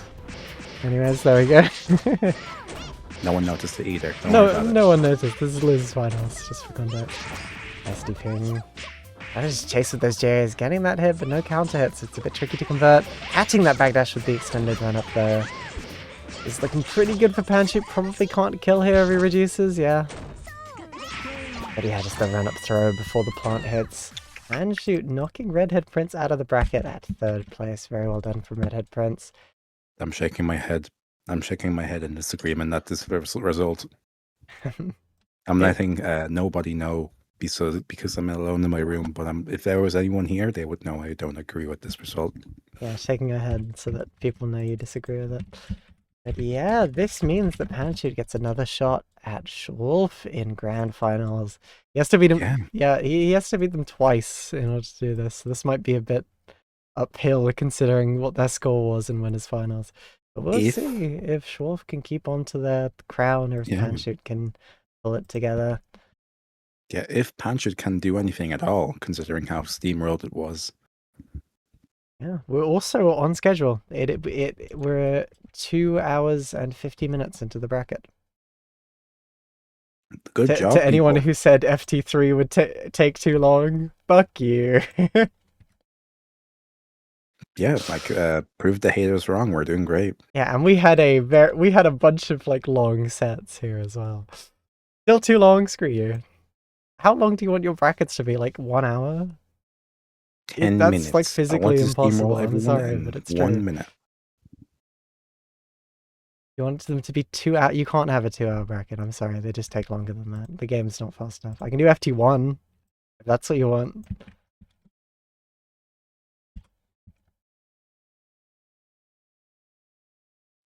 FT1 next bracket.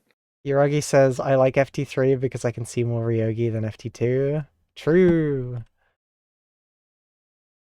You can do 2 hours if you do top 6, smiley face. Sigh. I like FT3, it gives people more chance. It's a more, like, fun format for the players. Even if there's minor bracket running jank that may accompany it. You get to play more games. It's kind of cool and awesome if you think about it. Yeah. FT3 is better because I can throw the first 2 games. True, that's what Gamerlatube has been showing us.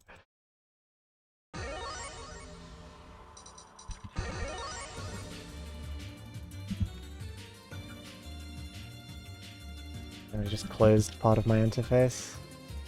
Nico, do you know Hello. what time it is? No way. Is it that time? No way. You can't be doing this to me. It can't be.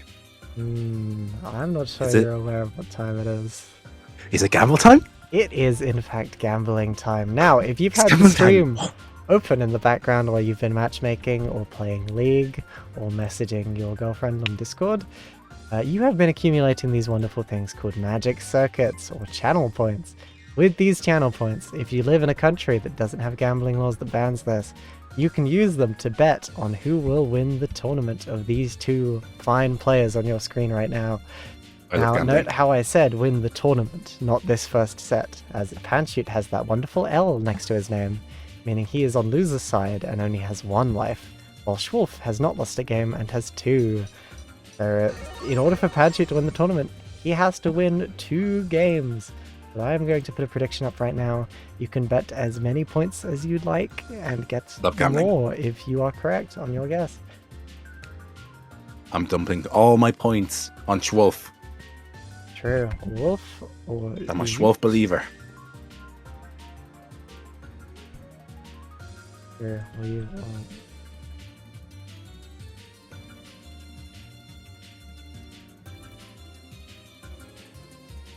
You have 2 minutes to place your bets. There you go. Spend your channel points. This might be... I'm going all in. Going all in on Panshoot? I see how it is. I'm going all in. Everything I have. Oh, all on Schwolf? Goddamn. I'm a believer. It might be a pretty uphill fight. We'll see how this goes. But anyways, Panshoot versus Schwolf. They may now play. Here we go.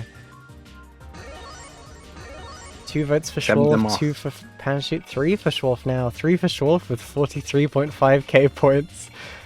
2 for Panshoot with 1k points. Everyone's dumping everything they have on Schwolf right now. Who the hell has that many fucking channel points? What? People keep it on, I told you. People keep it on while they do other stuff. I kept it on, I don't have that many. Oh well, whatever. Yes. Okay. I know we got some big spenders, yeah. 3 people. It's 3-3 right now, but there's 43.5k on Schwolf and 4.4 on Panshoot. Never mind, there's more. There's 82k on Schwolf. What? 4 people at 82.5k on Schwolf, and then 3 people on 4.4k on Panshoot. It's a 95 to 5 split, by the way, percentage-wise. We go 2v6C. Who has that many points? Go all on black, bet on Panshoot, true. If Panshoot wins this, you guys are loaded, but here we go. Schwolf taking that first round pretty solidly. Girly, I spent all my money on you, Panshoot. Win. I don't think Panshoot's a girly, but yeah.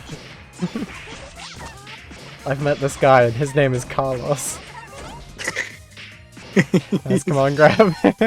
Most Spanish guy you ever know. He's the Spanish guy. How many channel points do people have? I had like 45k at one point, so stalling, but I lost a bet. I know, people who are good guesses.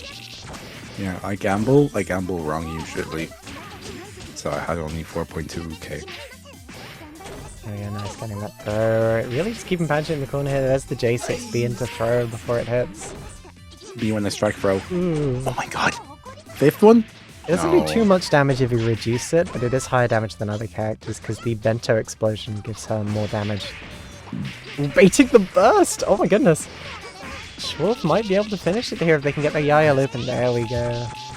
If you think about it, those grabs also cause more mental damage in a way.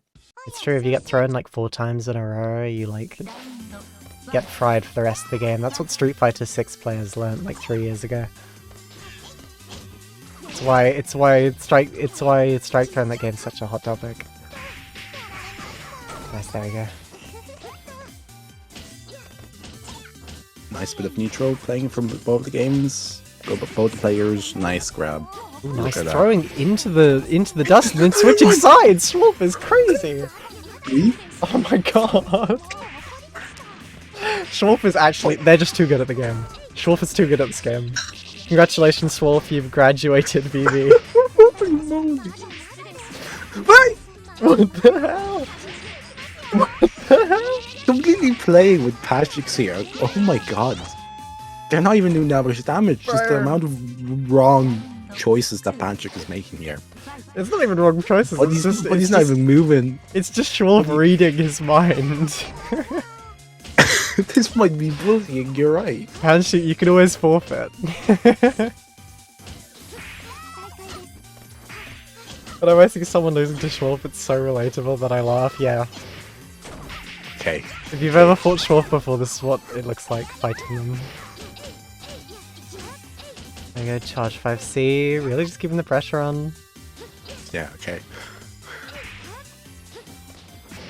Actual mind reader. Catching the backdash, nice. Okay. Patrick's managing to be able to play for a little bit here.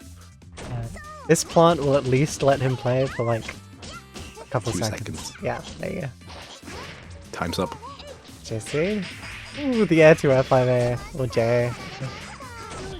No more playing. Welcome to hell. Nice. Ooh, there you go.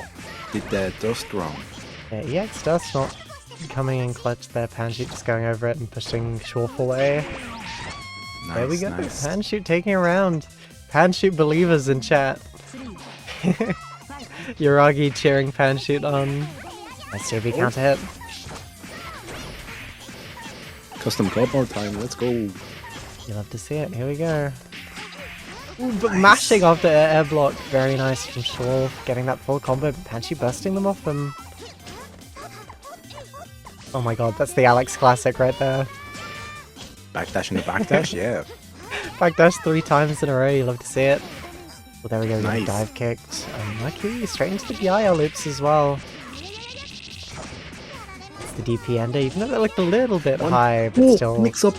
There's the 5C, look at this pressure! And a counterpoke with the 6C, there we go. J6B, but thrown before it hits. There, grab. Bursting Panshoot off. Schwolf really just looking for this hit here. I could have. No, I'm kind of disappointed that Schwolf wasn't so locked in that he could have air thrown there. Ooh, trying to yaya off of shield once again. Panshoot tying it out. 1-1. Panshoot believers are happy. He has a chance. This Schwolf person can bleed. Yeah, Schwolf can bleed. Yeah, nice getting that JC.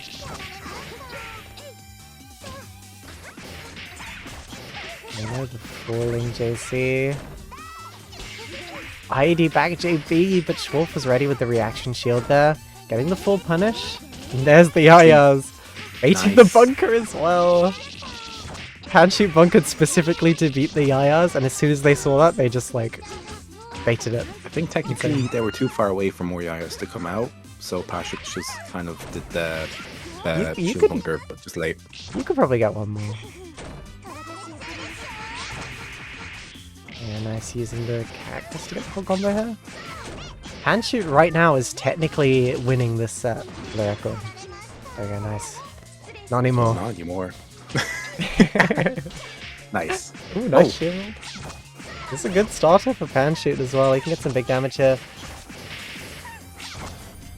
They're going for that corner combo. Setting up the point as well. The empty low, but Schwarf is ready for it. There's the command grab. Didn't get the clean hit, but trying to just cover that air. Gets the counter full conversion off of it. Panshoot is in the lead right now, ladies and gentlemen. No! Oh my god. He's really making up for the gameplay earlier. Nice. Yeah, Patrick's managing to finally get some momentum. Yeah, look at that. Standing there. Nice anti-air. Yeah, does not care Evil about the air button. still. Just wait. Very clean from Evil Panshoot. button. There's the poison plant and baiting it with the command grab. There we go. Empty command grab gets the clean hit as well. Schwarf blocking the overhead, but the command grab again! And the clean hit again. Tried to do some feint shenanigans, but Schwarf just heat activation out of that corner. Is the run up throw? Let's grab. Oh, Time to go into... welcome Let's to go. hell. Number 3. 5A6E. Take the grab there. Okay, cool. Into the corner. Oh my god. Okay. The lag command grab. It fucked with his timing. The game didn't want him to get it. Nice to The game see. was so bamboozled. He's about to be up in this set for the record. There we go. Nice overhead Panshoot. Taking that. the second game there. 1 point ahead of Schwarf right now. Schwarf going back to character select. This is where Okay. Panshoot's heart drops in his chest. FL controlling in grand finals. Okay. Bringing out the Alex special. I haven't seen Schwolf play Falco, so I'm interested to see how he's going to attempt to dominate Kohaku here. By zoning or what? Interesting pick from Schwarf. I guess they have the room to play with it and see what works. Since they still have the reset ahead of them. Oh my god. What? Oh my god. Broken character. Broken character. Oh, but never mind. He has the combo anyway. Nice.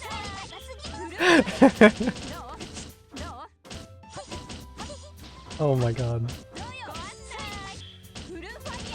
Blue fire. Nice, gun for the overhead. Nice overhead. We go thrown into the corner. Really just trying to keep Panshoot pinned down here. Blocking forever. Never mind, because Pancho is no longer in the corner. Try to swing that JB. Nice JC.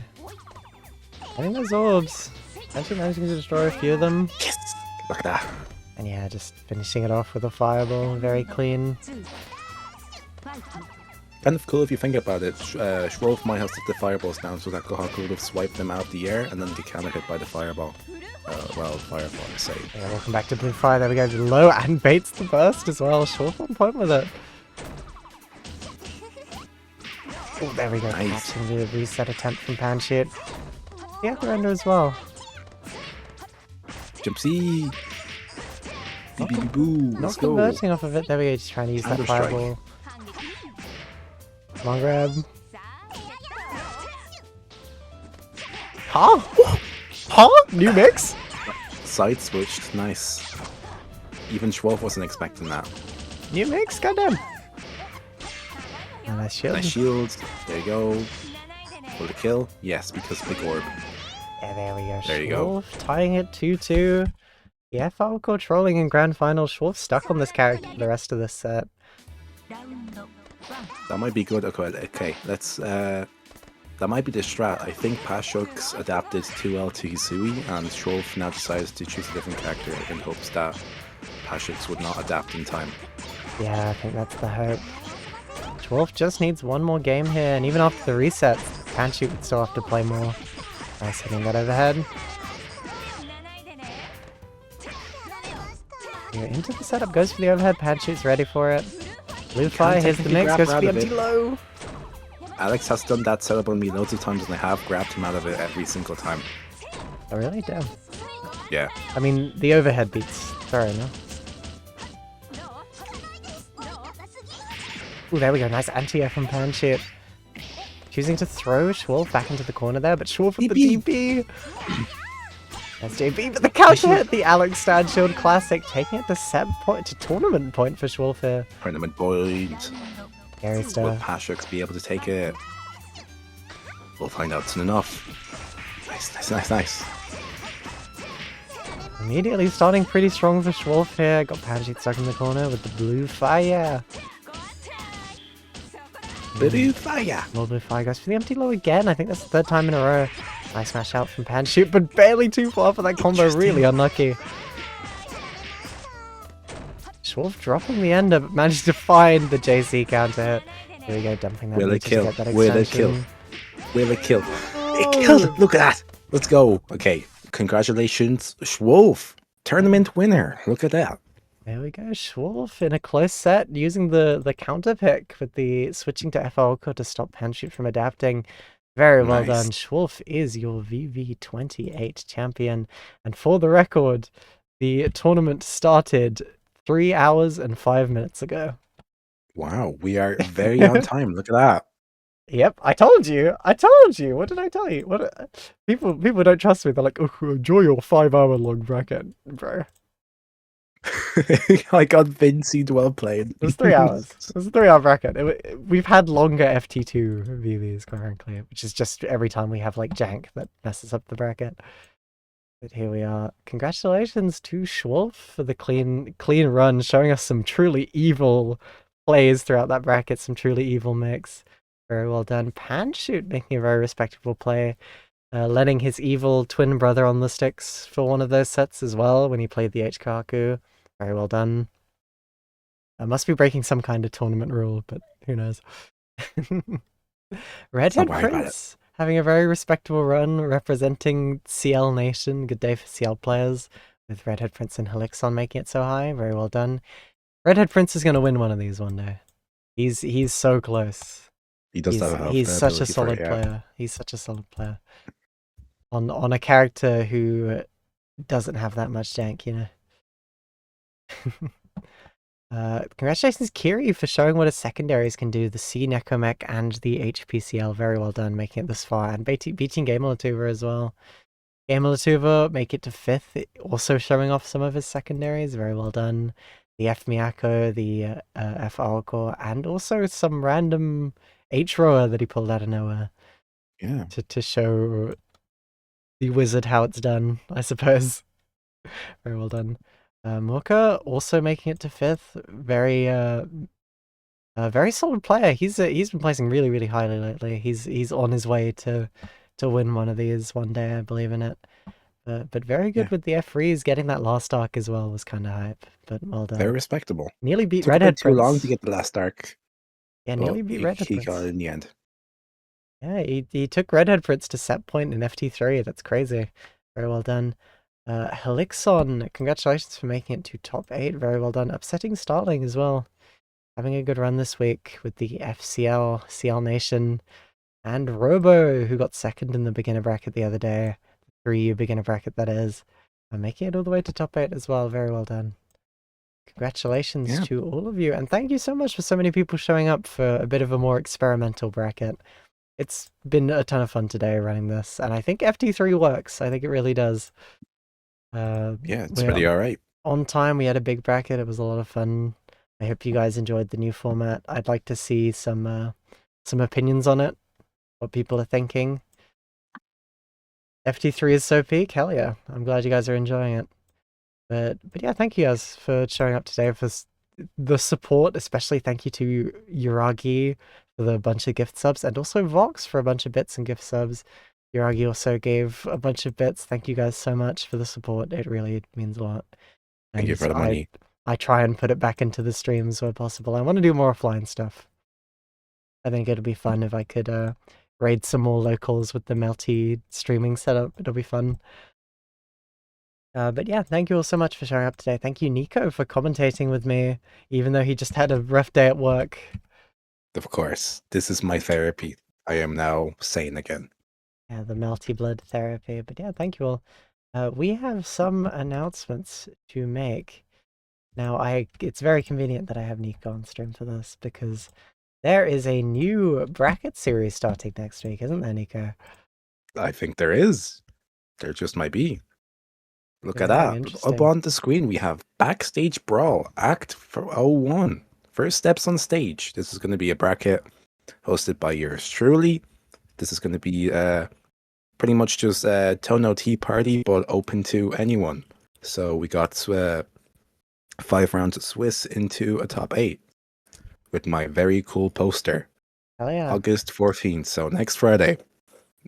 Yeah, yeah, it's the same Swiss into top 8 format from TTP, but it's an open bracket that anyone can join. It'll be a ton of fun. Yeah.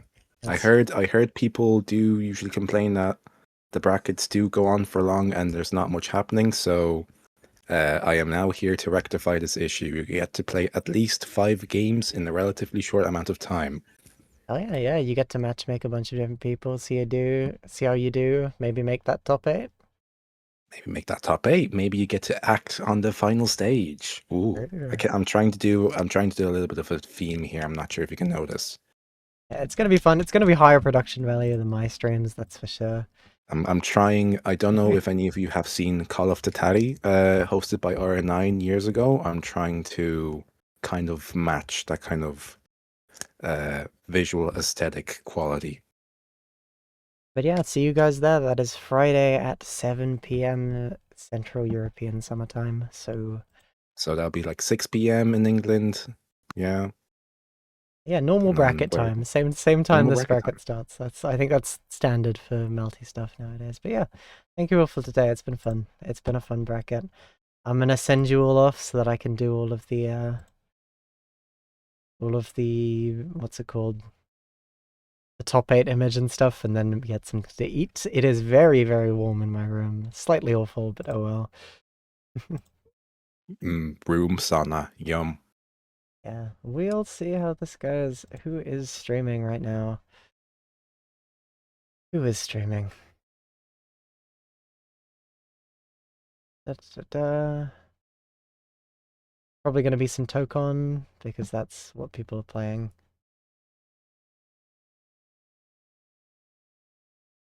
Let's see. Da. No one's playing anything, it seems. There's 0 people streaming right now. None. Yeah, no. See. Who can we raid? There's... Anyone I don't know. playing Tokon? There are people playing Tokon. Oh yeah. You can send them onto there. Let's raid this person, I suppose. Do they... Bum. You could literally just... This guy seems interesting. Anyways, yeah, see you guys all this Friday. I'll be on the university work grind for most of the next couple of days, so I'll be a bit quiet. But yeah, I'll see you all next week. It'll be a ton of fun. And to anyone going to Battle of the Way, I will see you there as well. If you're interested, web and people have a room that you might be able to crash at, so just let them know. But that's on Sunday next week. Yeah, see you all. Bye, everyone. See you next week. See you at my bracket. See you there. Be there or be square.